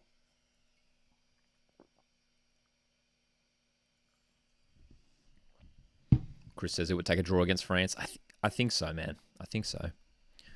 Which would just be massive. I mean, for Australia to draw against France would be an all-time result. An all-time result for Australia. It would be huge. It would be huge. Hey, let's get the halftime cup of tea going.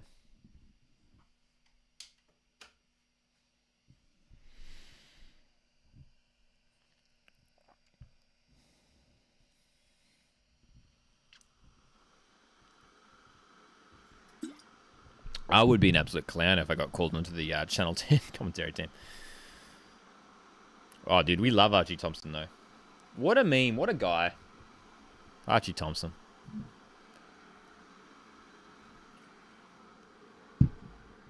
So, the question is, do Australia have what it takes with 10 men to bounce back, to get themselves level, and work their way back into this game? Keep that Saudi Arabian counterattack nullified.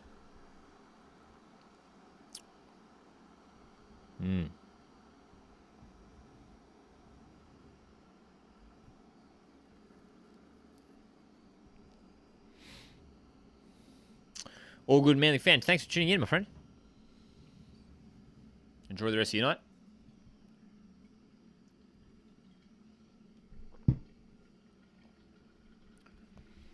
The grand final. The final of the AFC U23 Cup this Saturday night, 11 p.m. Australian Eastern Standard Time. Hypergang asks, if we make it to the final, would it only be on Paramount Plus? I believe so.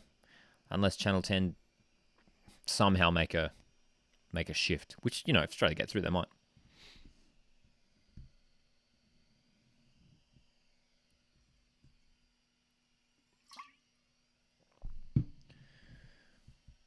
Kicking motion.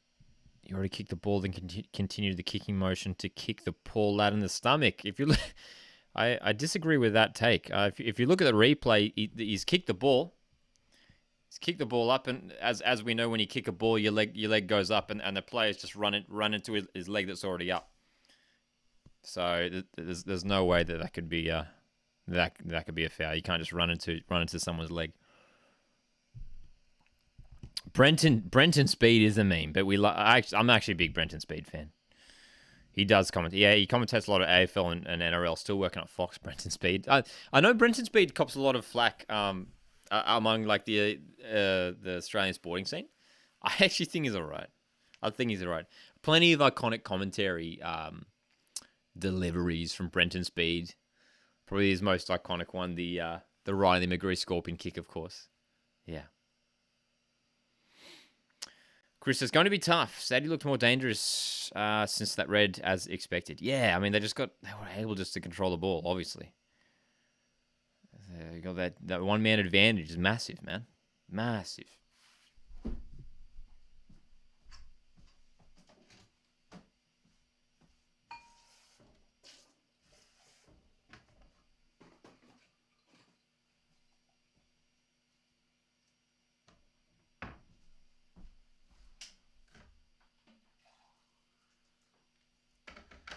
Okay.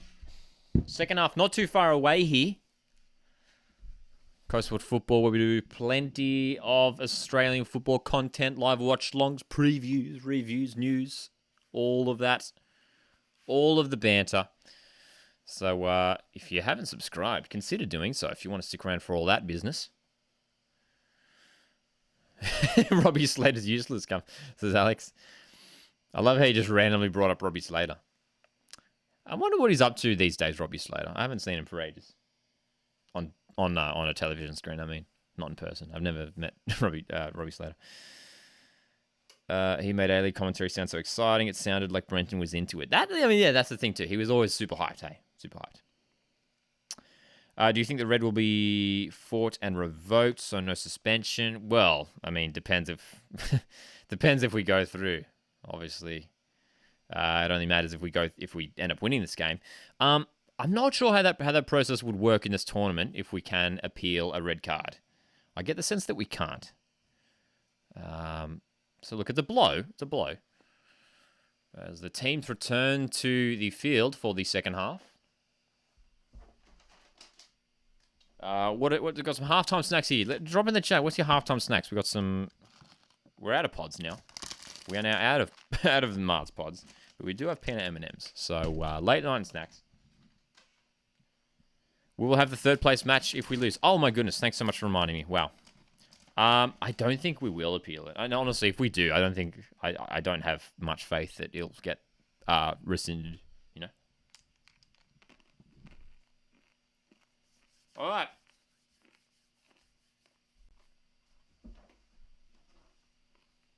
Let's go, boys.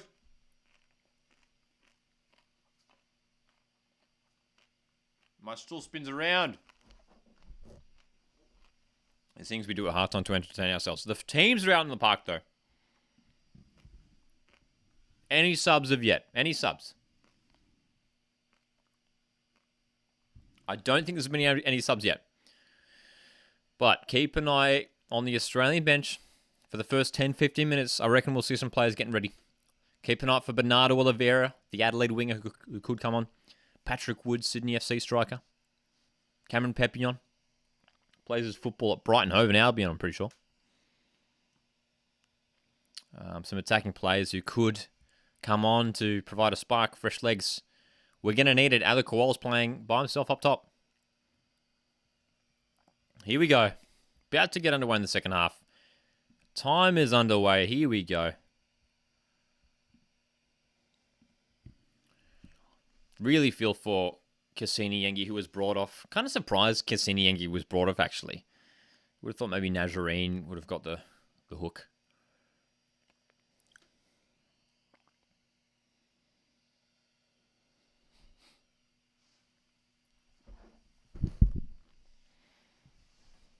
What's the time now in Australia? Great question. What is the time now?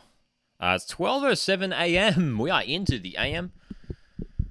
We are into the next day. So, yeah, just past midnight. But commitment for the team. And it is cold. It is the middle of winter here. Let me know in the chat, actually, where are you guys tuning in from?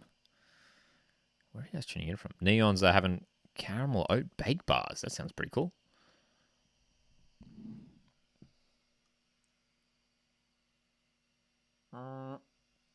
Cup of tea. Can't beat it. Saudi Arabia on the front foot early in the second half. Of course, have the one-man advantage and already just controlling the ball. Delivering across now, and that is headed away by Courtney Perkins for a throw-in. Julian's got the chocolate cookies and sushi. Wow, late night sushi. Nice. Epic. Yeah, give me a shout in the chat, whether you're tuning in from in Australia or around the world. Got some international viewers, I think. Let me know where you're tuning in from. Oh, wow. We, of course, did our Socceroos Peru watch-along, which was epic. And we had a great range of international viewers. As a ball played down behind. Now, look who else in behind here. Oh, great challenge. Saudi Arabia. Defender coming in with a slide tackle. And Alukuwal has stayed down here. And we're going to get a pause in play. I think he just fell awkwardly, did he? He just fell awkwardly. He didn't look too bad, but he landed directly on his hip there, Alukuwal, I guess. Directly on the hip.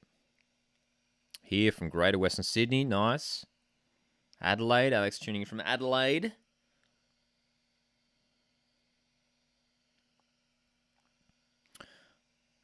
Jose in the chat says that the World Cup 0-0 against France. Would definitely take that. 1-0 against Tunisia, 1-0 against Denmark. That's the best case scenario. I think so. Draws against France and Denmark would just be massive for Australia. And Tunisia, I think, is a chance for Australia to win, man. The odds Peru stream is the second most popular vid. Yeah, we had plenty of people tuning in. It's great to see. Maybe they can sneak through in goal difference. Yeah, true.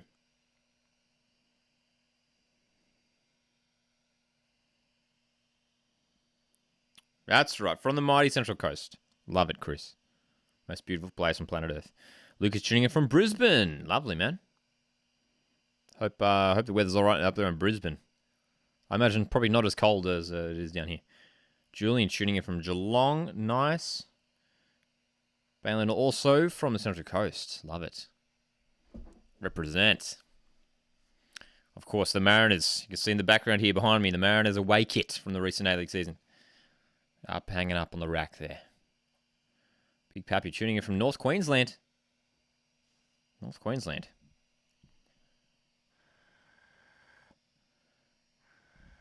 From Riyadh, the capital of Saudi Arabia. So good.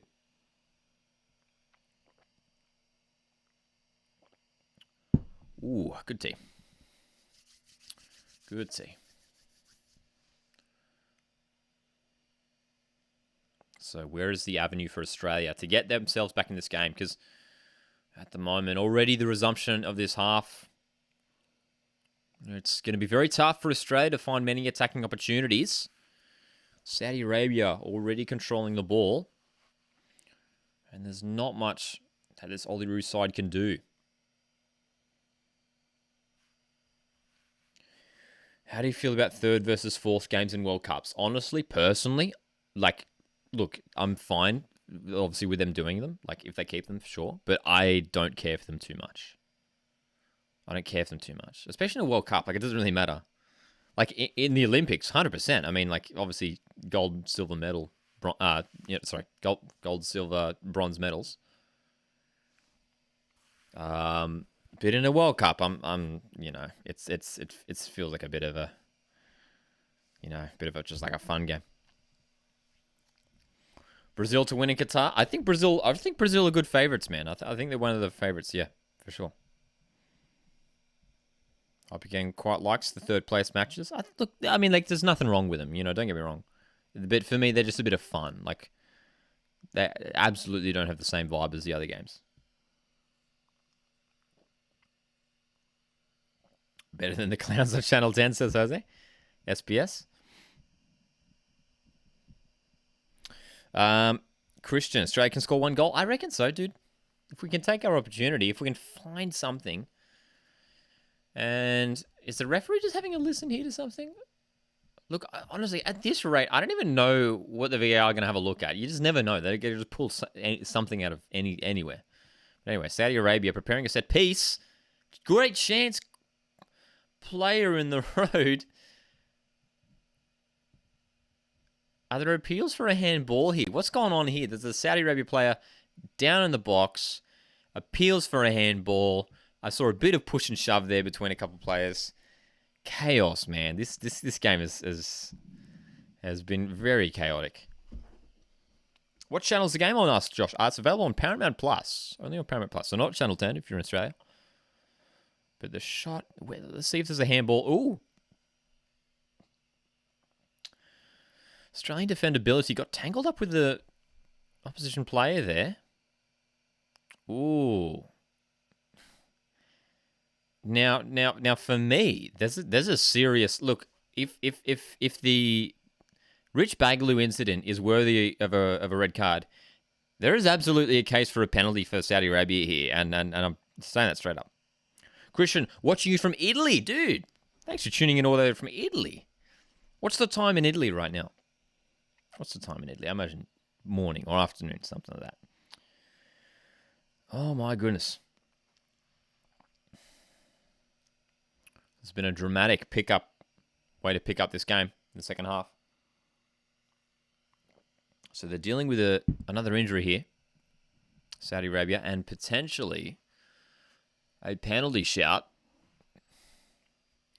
And I think the referee on the field is still listening to the VAR. And look, for me, I think there's absolutely a case for a penalty here for Saudi Arabia. We saw Bility get tangled up with the Saudi Arabian attacker there and completely missed the ball. I think Australia might be in trouble here. And if Australia, they'll be in big trouble here if Saudi Arabia earn this penalty kick. A second goal might be too much, man. Chris says, I reckon that could be a pen. Dude, I'm worried, dude. I'm worried, man. I think I agree with you. This, like, if it's not awarded, like, it's even more hilarious, right? Because then it's like, well, what is, for me, that's a penalty. It's a penalty. Like, I think it's a penalty. They're still taking their time with it. Referee still listening. Surely has to look at it, man. I think it's a penalty. I think it's a penalty. In Italy, it's 4:15 p.m. There we go. I imagine it'd be pretty nice weather in Italy too, being summer over there. So Bility looking a bit nervous as we still wait to see the verdict from the referee on the field. What do you guys think? Person 1201 says, I don't get why VAR is taking so long looking at the same clip. They don't want to get it wrong. And no penalty. No penalty. Dude, it's no penalty. You know what the funny thing is, though? Why am I disappointed? I think I'm disappointed because I wanted just some consistency. Like, that's a clear penalty. Dude, I'll say it right now. That Bility committed a clear foul there. That's a penalty. Well, I don't want to say that it's evened out, the decisions, in terms of either team. I mean, Australia's still in a crappy position here, obviously. But we've dodged a bullet. Australia is still in this game because that wasn't awarded a penalty. Incredible. I agree, Charlie. We have certainly dodged one there. Wow. It was a penalty, though, right? You guys agree? Yeah, penalty, pen, says boy, yeah. Oh, God. I would, like, straight up. That was a penalty for sure.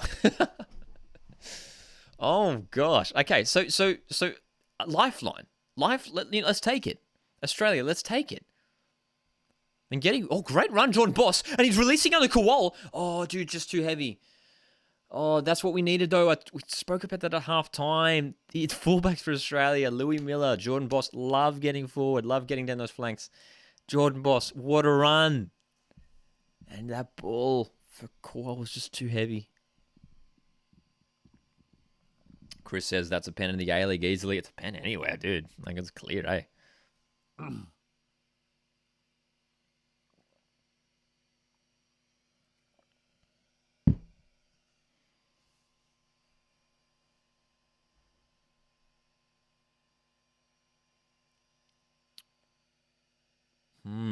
Okay.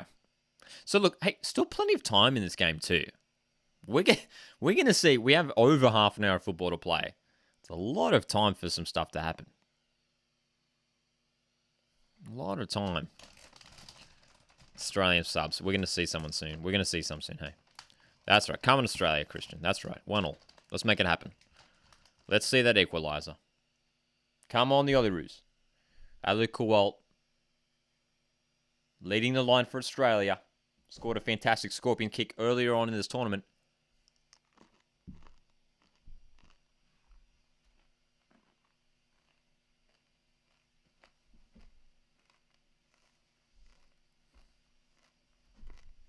Come on, Aussie.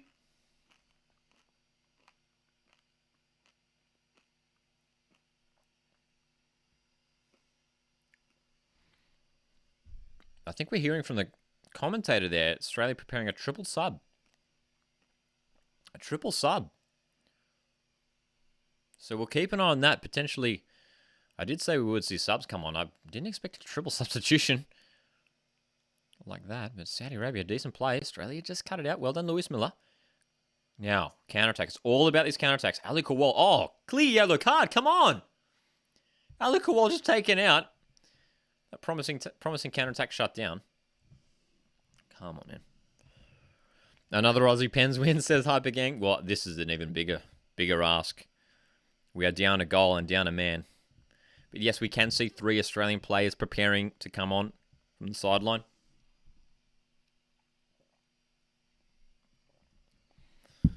Oh my goodness. 24-8. Mahala says Aussie need to score in the next 10 minutes, then it's game on. Yeah, crucial, man. So, changes. So, plenty of changes too. So, Josh Rawlins coming on for Lewis Miller at right back. We're seeing Patrick Wood. He's going to be coming on too. Some interesting decisions. Patrick Wood's going to come on for Alu Kowal here. Big changes. Big changes being made. And the third one looks like Patrick Yazbek, the Sydney FC midfielder, is going to be coming onto the park to replace. We're going to find out shortly. Probably Louis Dorigo, we imagine. No, it's going to be Lockie Brook. Okay. That's a weird decision.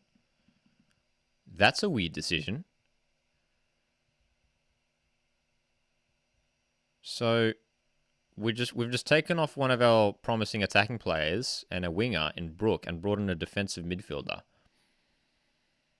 So we'll keep an eye on the lineup. But is that going to shift Louis Dorigo out to the left? We're going to keep an eye on it for you guys. But let me know what you guys spot in the chat too. But that's a bizarre one for me. I think that's Louis Dorigo. I don't know, is that Yazbek now playing off the left-hand side? Weird one, dude. Anyway, we did need fresh legs, that's for sure. I mean, we're down a man. The players are working hard. And we've already had four fresh players come onto the field. Of course, Courtney Perkins, the first half substitution. As we approach the hour mark. And we're just getting that final lineup graphic confirmed. Just once we find out where everyone is on the field. Lockie Brook coming off. And it looks like Yazbek is playing off that left-hand side. Which is a bizarre decision. Dude, I don't get it, dude. I mean, Patrick Yazbek, from as far as we know, I mean, from what we've seen of Saudi Arabia, they're going to earn another corner here. But Patrick Yazbek, we've seen him play in the A-League, man, and the man is well and truly a defensive midfielder. And did a pretty good job for Sydney FC this past season. Now being deployed as a left-sided midfielder. When you have Cameron Pepion and Bernardo Oliveira on the bench, I'm not sure. I'm not sure, man. But anyway, there's our confirmed lineup on your screens now. Bit of a reshuffle. What are you drinking? This is chamomile tea. This is Twinings chamomile tea. Not actually sponsored. No, certainly not sponsored. To Twinings. If by any chance Twinings are listening and they want to sponsor me, I'm all ears.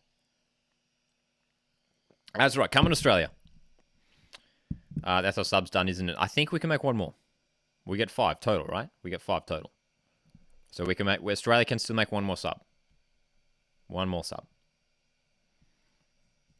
So we've made 4 now, right? We've got one more window available. So I guess making 3 all at once makes sense because it leaves us still one window to make another move. Saudi Arabia still getting forward here. Australia doing a good job of getting bodies back. Down the left, though. It's going to be a corner. 49ers mug. That's right, Orlando.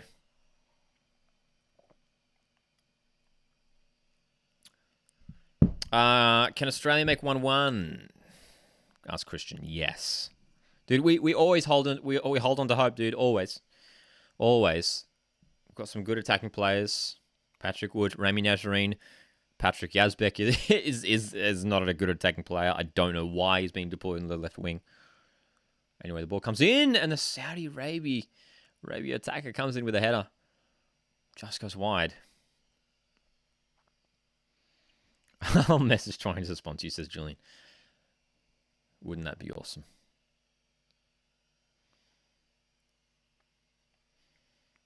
I do drink a lot of their tea, man. Every day.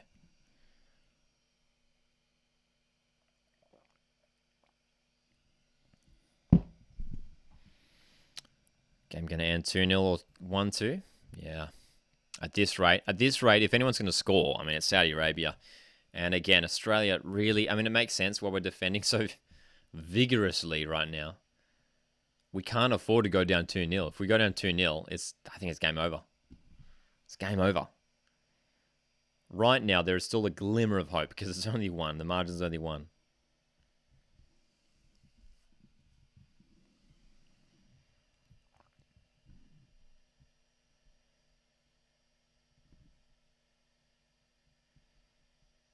Saudi Arabia enjoying more time on the ball this half, enjoying better field position as well.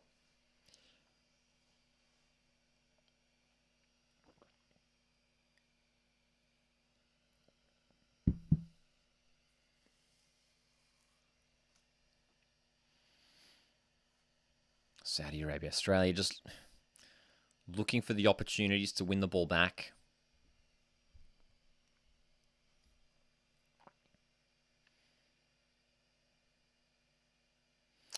It's almost like Rami Najarine's going to pick up the ball here, and he can break forward for Australia, and that's surely a yellow card. It will be. So, yellow card for the Saudi Arabian captain.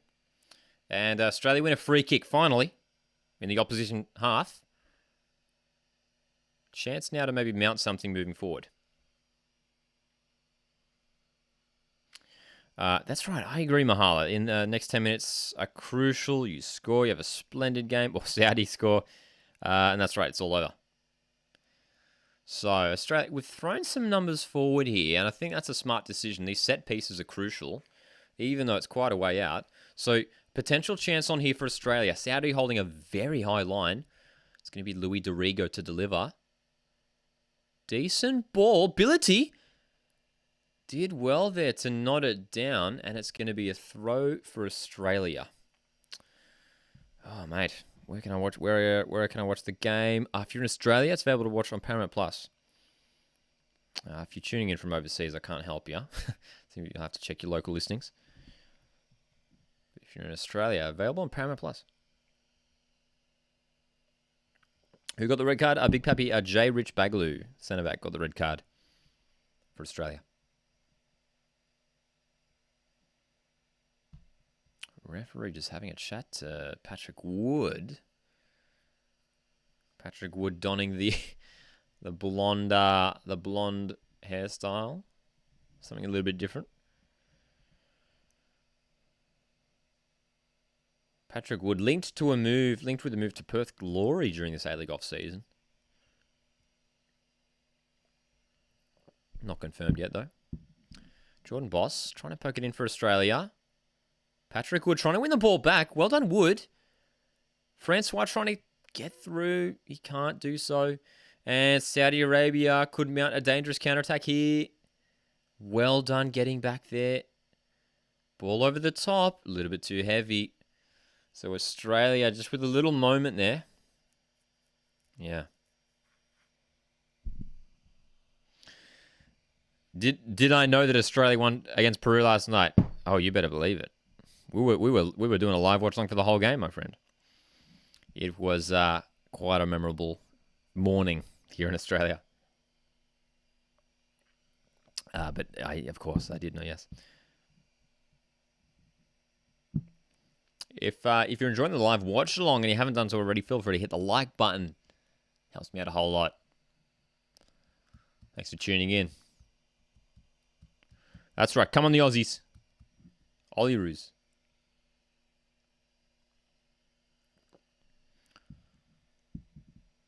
Forward ball. Saudi Arabia almost getting in behind there again. So, look, defensively so far, 20 minutes into the second half, we've been okay. Oh, my God. As soon as I say that, we got caught in the ball.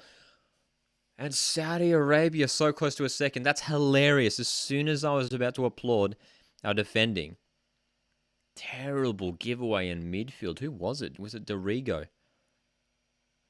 Oh, that was Francois, dude. Francois again. Just getting caught out.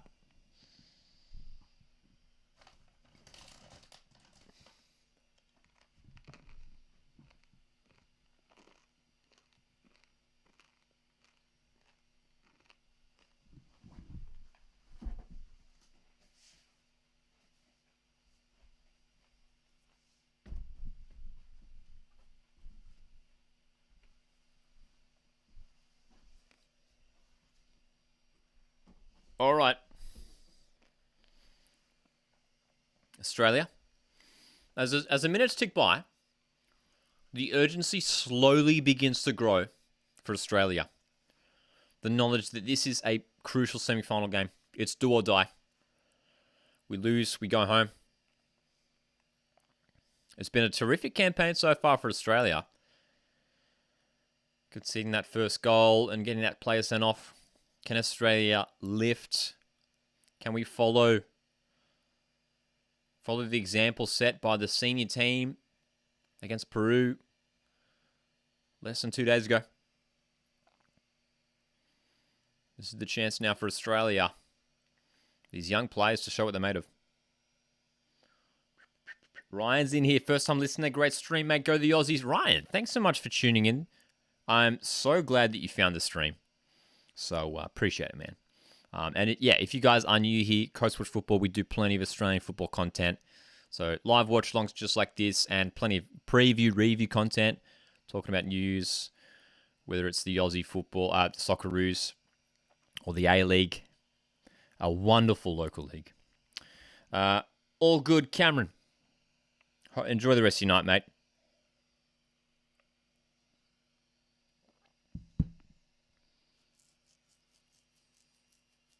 Good luck to Australia from Uzbekistan. Thanks for tuning in all the way from Uzbekistan. Not looking good. I agree, Fireball. It's for Australia. It is not a promising situation. And look, the lads are doing the best they can right now. Oh, that's a terrible giveaway by Boss. Right in the box. Saudi Arabian possession. Well done, Boss. Redeems himself. Wins that ball back. And that's going to be a foul on Patrick Wood. So, look, this has been probably the best we could do so far. Just keeping the scoreline at 1-0. Keeping the margin at just 1. Opinions on the game so far. Look, Australia had a bright start. But credit to Saudi Arabia. They were good on the counter-attack, man. Good on their counter-attack. Got that first goal. Controversial decision for the red card, which changed the game. Saudi Arabia have been dominating since. But now, guys, we're into the last 20 minutes of this game. And as we draw closer to full time, Australia will push. So this game's going to explode into life very shortly. And we've still got more attacking players on the bench. Australia can only make one more substitution. We've got Bernardo Oliveira, who can play as a winger. Cameron Pepion. Hi from Croatia. Good luck to Australia from Hong Kong. Wow, guys. Thanks so much for tuning in from all these cool places that I've never been to. We'd love to visit your wonderful countries. Australia just still holding on at the back here. Some worrisome moments at the back. Like that, almost wayward pass there from Rawlins. Oh, they have won it back here. Saudi Arabia getting down the left-hand side. Ability cutting it back. 2-0. Australia have been punished. And Saudi Arabia are up 2. Oh, heartbreak for Australia, man. 2-0. Another goal. That's right. That's right, dude. What a blow.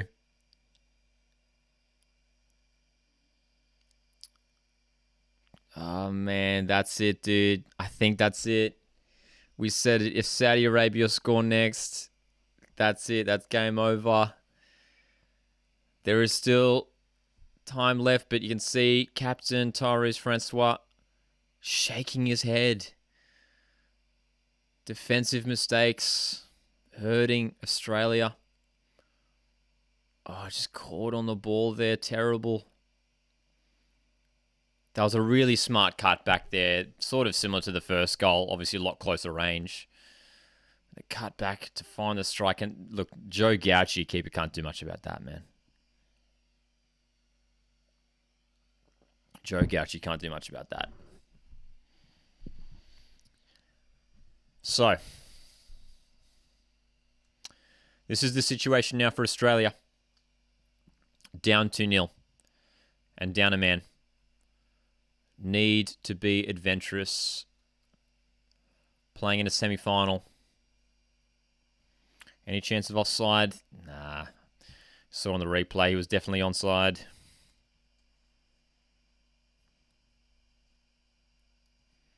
It was poor defending, wasn't it, Chris? Very poor defending. Australia with a little bit more, you can see a little bit more fight now, just trying to get into these challenges a bit stronger. Jordan Boss, caught in possession. We deal with it. Corny Perkins away. But this second half has been all Saudi Arabia. And look, to be fair, the goal has been coming. We applauded the stubborn defending from Australia. Defending with 10 men. Oh, it's going to fall for another shot, dude. Just blazed wide. Saudi Arabia. Well, a third absolutely would have killed it off. A third, and we well and truly are done. Saudi Arabia going to bring on some fresh legs now. Two plays coming on. All they can do is just attack and attack and attack because they've got nothing to lose. That's right.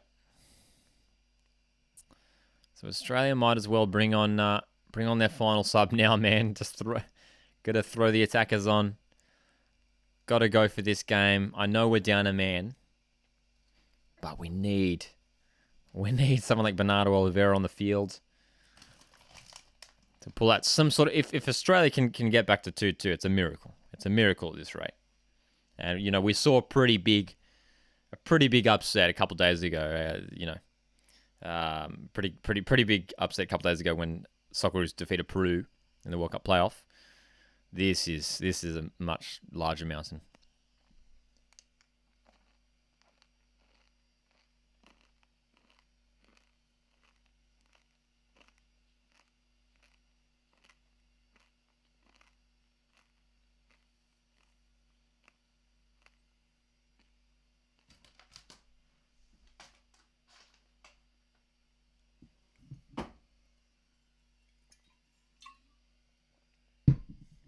Yeah, Chris, I agree. This could get ugly. With Australia committing numbers forward, that obviously exposes us at the back. So yeah, this we'll either see. I think we will see maybe one more goal, and probably the most likely one is the third for Saudi Arabia.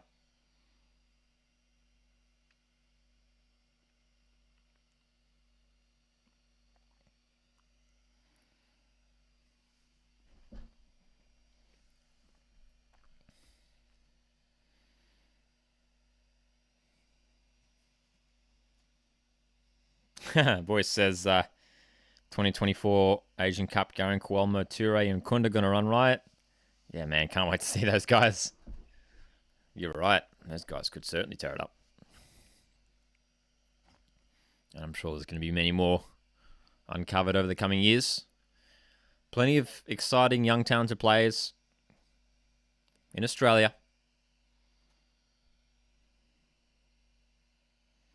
That's right, Orlando. Yep.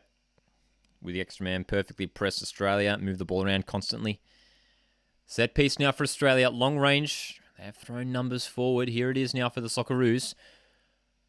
Oh, deep delivery. That's going to be too easy for the goalkeeper to claim. So the minutes tick by for this young squad. Australia, is their dream going to be over?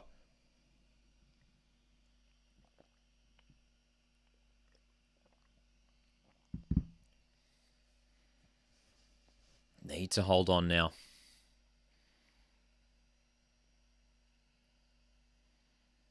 Need to hope that just in this final, again, remember, we've still got like over 15 minutes, including injury time.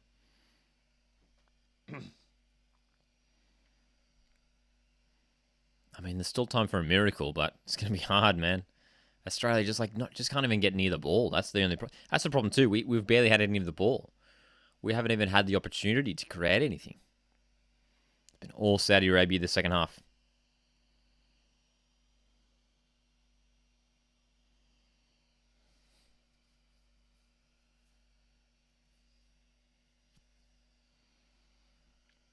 That's right, Julian. It does take time. We would have hoped that West United would have had their stadium built by now, though, of course. Hopefully it happens sooner than later. Shot comes in. Oh, that was a decent effort. But the ball sails just wide of Joe Gauchi's goal.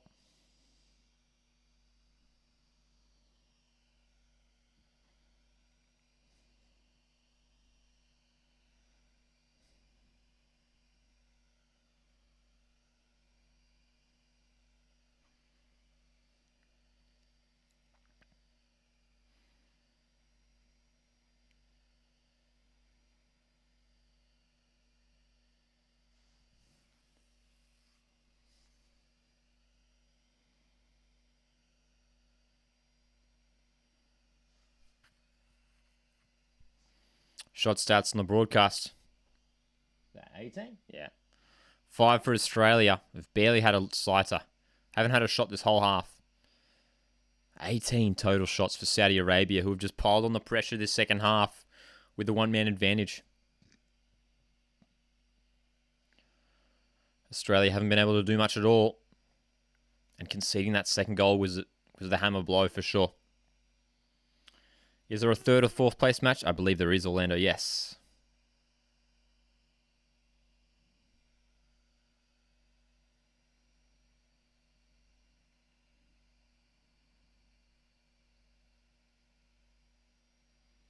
Again, a couple times here, just Australia just giving the ball away a bit too cheaply in their own half, which has hurt us because it's just invited the pressure right back on us. And that's why we haven't been able to break out. Patrick Wood's come onto the field, just hasn't seen any of the ball.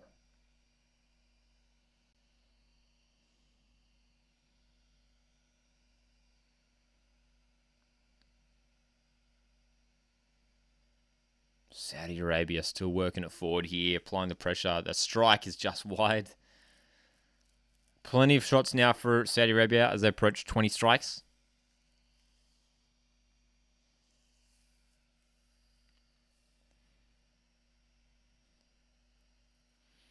It's been all on the back foot. Australia all on the back foot this half.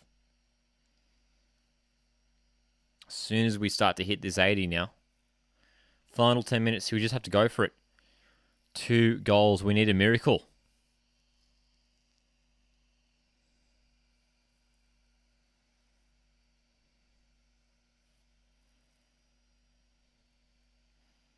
Saudi Arabia trying to get down that right-hand side.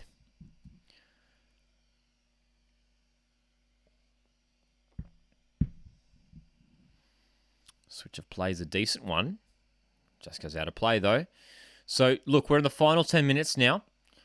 And Australia, well, this is it. This could potentially be the final 10 minutes of their competition. And we will see another substitution here.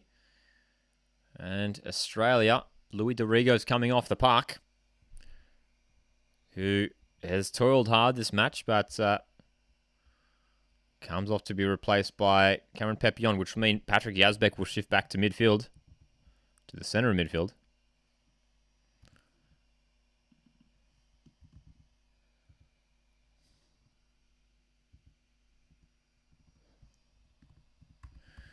So Cameron Pepion onto the field. Decent attacking player. If we're gonna if we're gonna find a miracle, it could be through Pepion.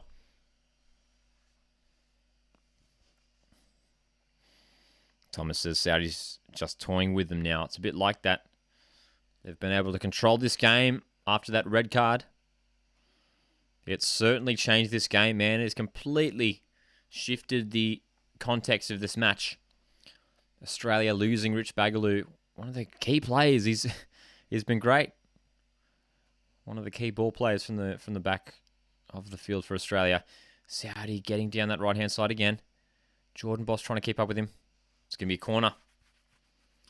So Australia still trying to defend valiantly here. But now is the time to get the ball forward. We just need to spring forward on the counter-attack. Try to get anything. Catch this Saudi Arabia side out.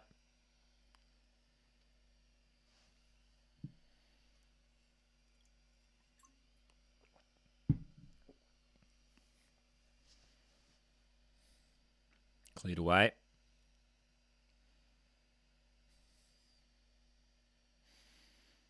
If you haven't been enjoying this live stream, make sure you hit the like button. If you want to show your support, I appreciate it greatly, guys. Forward ball, Australia. Could this be their chance to counter-attack? Nazarene, footwork, needs to offload the ball here. Too many players around him. Still going Nazarene.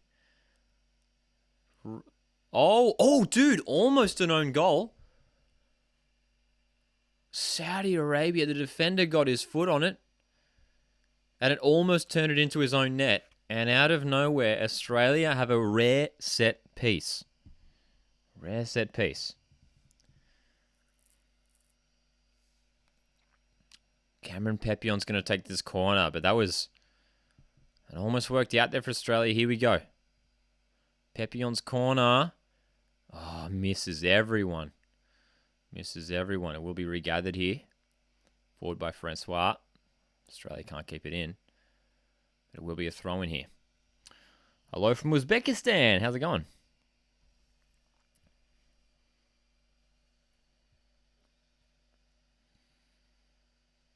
This is it for Australia now. We've been unable to commit enough numbers forward, but we need to find something here. Miracle. Ability, chipping it up. Decent ball. Are they onside? Here we go. Chipped in. Wood! Well, got his head to it. I think the flag's come up. The header goes wide. So just his final chances. He trying to muster something here, Australia. Seeing what the Socceroos did against Peru. Very brave performance.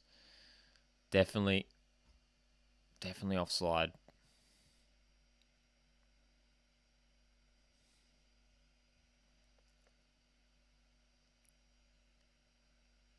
Saudi Arabia might be sniffing a third goal here, with Australia getting a bit more desperate.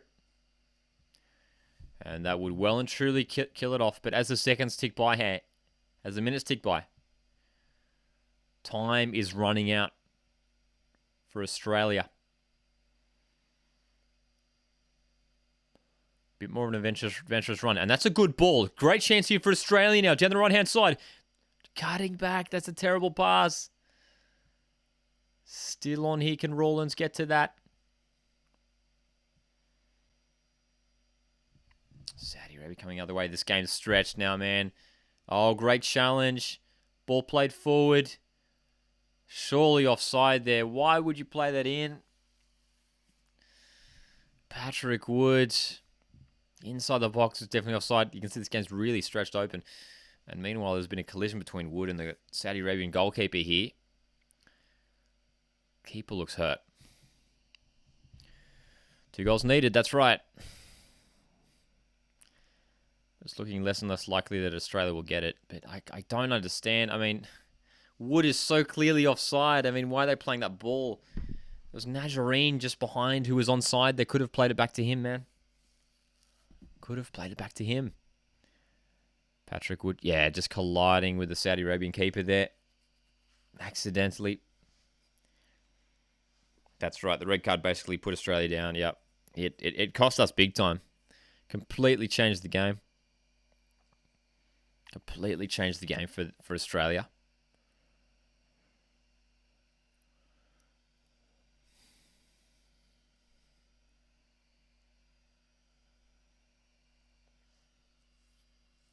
Australia started this game so well too. Don't forget, Australia were on top at the start of the game. Had some great chances. Francois hit the post.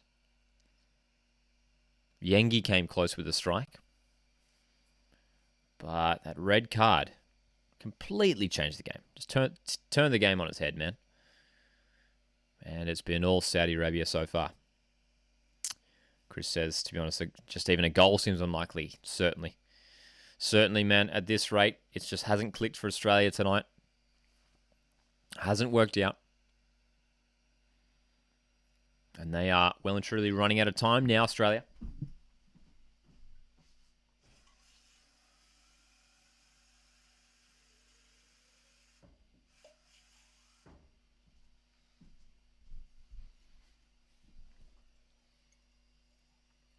And it looks like we might have a keeper substitution late here. We will. Saudi Arabia aren't going to risk it, and are going to have to make a late change here. We hope the goalkeeper's okay. From the looks of the collision, it wasn't too bad. It wasn't not really clear. I mean, he collided with the chest of the goalkeeper a little bit, but it didn't look too severe initially.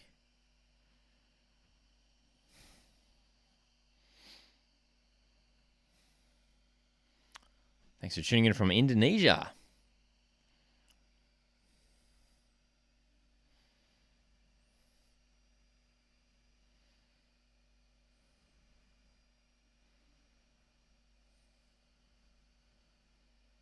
So they're making this goalkeeper substitution.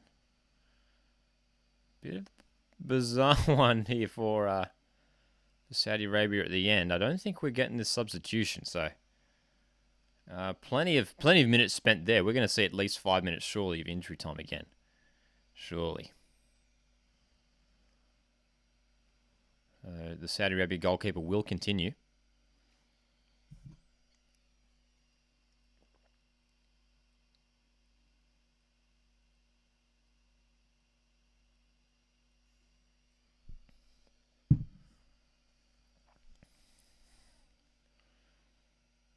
Well done. Getting down the left wing there.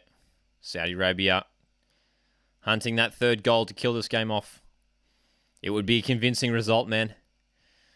And off the back of this, might be favourites heading into the final, whether it's against the hosts, Uzbekistan or Japan, another powerhouse in Asian football. Pepion trying to pressure late here. Good energy from Cameron Pepion, and that's a risky clearance. And it might fall for an Australian shirt here. It does. Francois. Looking for an adventurous pass. Australia. Getting forward here. Geordie Boss can't control it.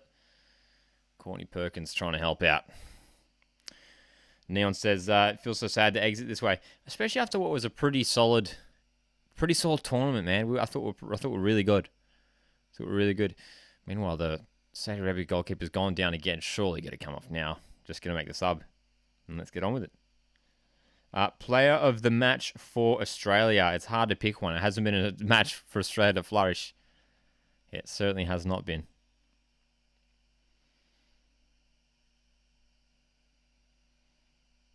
So, look, it's hard to pick a player of the match. I mean, ability's done okay at centre-back. I mean, despite, obviously, you can see those 2 goals. I mean, Nazarene has probably looked like the only real attacking outlet for Australia. But we're just going to make this goalkeeping substitution here for Saudi Arabia and get the game going. And I'm not sure why they just get the goalkeeper just to go off behind the goal, which would take much quicker. Michael, tuning in from Ireland. Thanks for tuning in from Ireland. Wow. Other side of the planet to me. That's right. Saudi Arabia still a clean sheet after the whole tournament. It's been very impressive so far.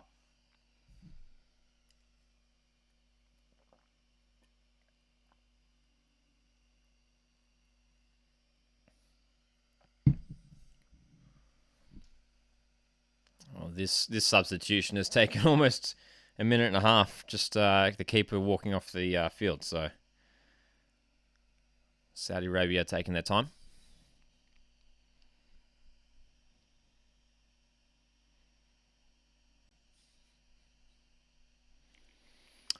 That's right, Chris. I agree. Not many Aussies in line to play the match. This has not been the way that Australia wanted to go out. They've gotten themselves to the semi-final. And after that goalkeeper change, there will be another change for Saudi Arabia. So we are going to make it past 2 minutes into injury time. We haven't played a second of football in this injury time period yet. Saudi Arabia utilising their time to make these substitutions. 5 minutes total injury time. Almost seems completely impossible now for Australia to get anything out of this, but here's the ball over the top for Rami Nazarene. Can he control it? He goes down. Pepion. Oh no, in fact, that's Patrick Wood. Delivering across. A hopeful ball. Doesn't find anyone, man.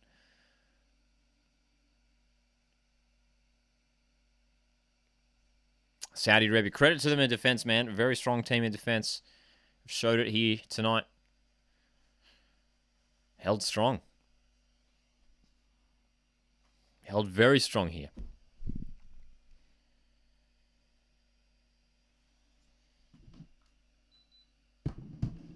Saudi Arabia. Oh, getting down the right-hand side. Could be in for a third here, Saudi Arabia.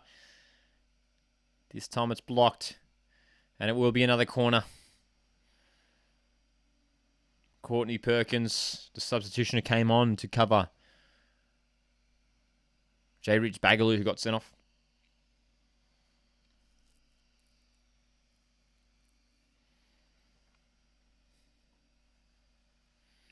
Saudi Arabia taking their time with this final corner.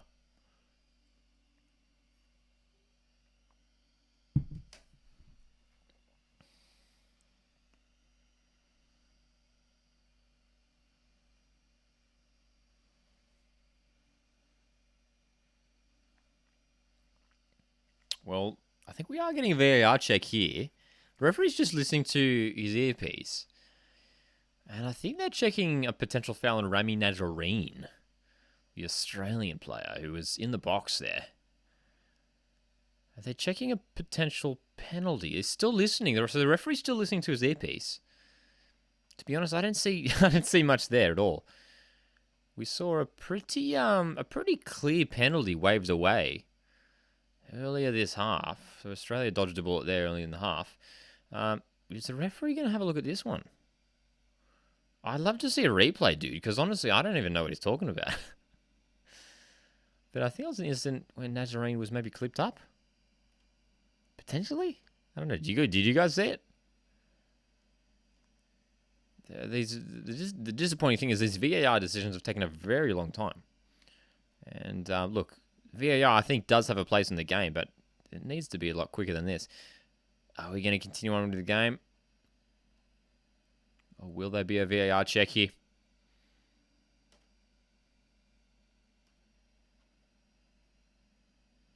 Yeah, very long time. And we will have a look. Okay, so the referee is going to have a look at this potential penalty, man. And it's going to be very interesting to have a look at this replay. And whether there is a chance for Australia to get, it might just be a consolation. But the referee's having a look. So Rami Najjarine, well, he is clipped there, but I mean, for me, that's a high boot. For me, there's a high boot before. Look, there's no doubt Rami Najjarine's clipped up there, and he's brought down, but there is a high boot beforehand. That's my take on it. So I would, if I was a referee in this situation, I would say no penalty. There's a very clear high boot on the defender, unless that camera angle's deceptive and maybe they're further away. So for me, at the same time though, the defender is lowering his head. The defender's bringing his head down. Again, it is a dangerous situation. So look, for me, I'd be surprised if they award this. Again, some of these VAR decisions have been very, very interesting. So anything could happen. Anything could happen. What's the referee going to do here though? Rami Najjarine brought down in the box. There is clear contact, and they're now freezing on that contact. Australia might be awarded a penalty here. Australia might be awarded a penalty.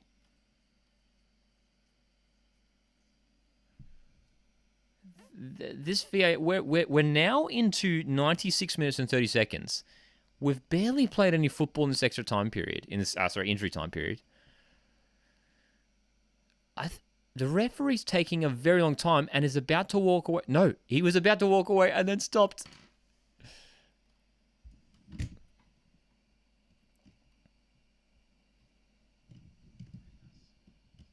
Still taking his time. And the decision? The decision? Penalty. It's a penalty for Australia. Dude, it feels bizarre, man. It feels so bizarre. But Australia have a penalty.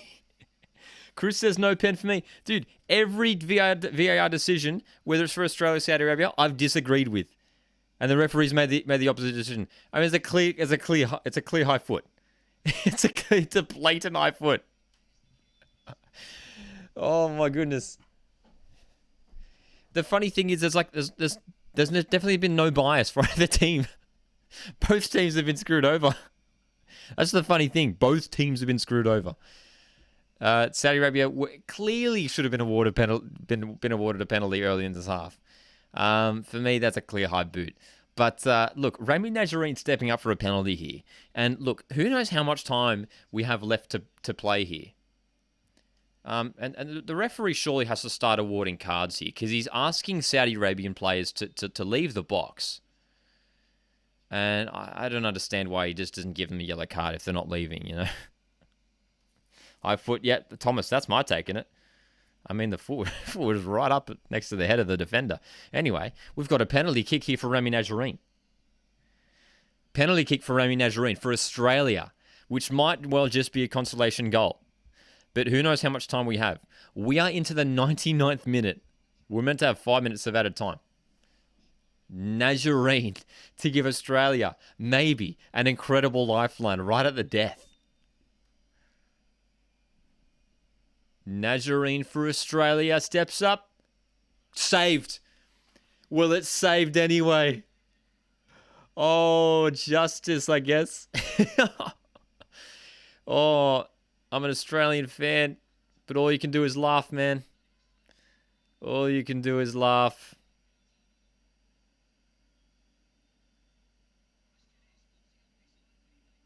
Oh my goodness, dude. And it's a substitute keeper too. We should make that point. It's a substitute keeper as well for Saudi Arabia who's come up with a save.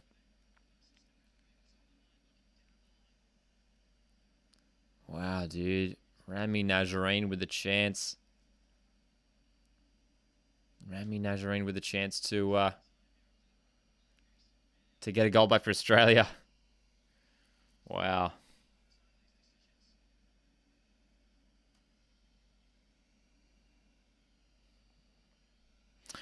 I think the penalty was okay. I think it was just a fantastic save. I mean, he guessed the right way. Here's a replay.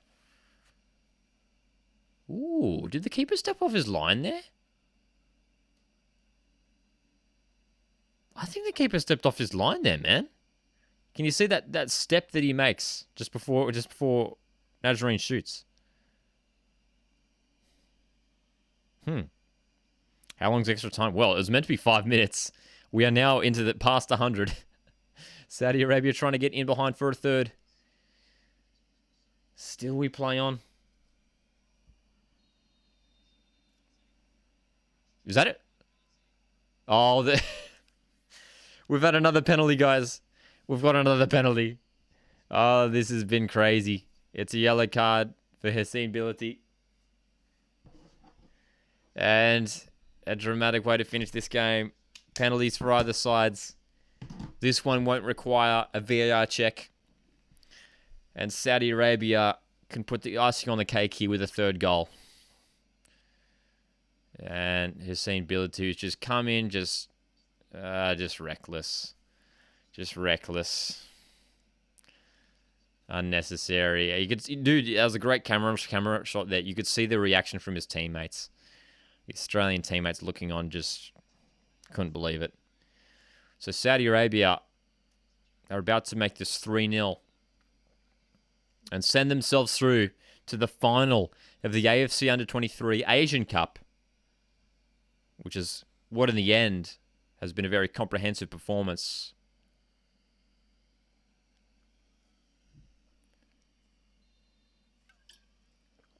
Will they bag this one? Joe Gauci. Joe Gauci makes a save. Small win for Australia. Adelaide United's Joe Gauci with the save. Well, this has just been an insane last 10 or so minutes. And finally it's over. Full time, guys. Full time in what has been a very, very much a roller coaster of a game. Australia 0, Saudi Arabia 2. 2 penalties at the end. 2 penalty saves. A dramatic way to end the game, which, to be fair, had ended long ago. Saudi Arabia 2, Australia nil. The red card to J. Rich Bagloo certainly changed the game. But Australia are out. We do have to applaud them for what has been a really solid campaign up to this point. Plenty of solid performances, but tonight, that was unfortunately not the night for Australia. The red card certainly changed the game. Saudi Arabia dominating that second half. Disappointing indeed if you're an Australian fan. But guys, thanks so much for tuning in. Make sure you hit that like button to show your support.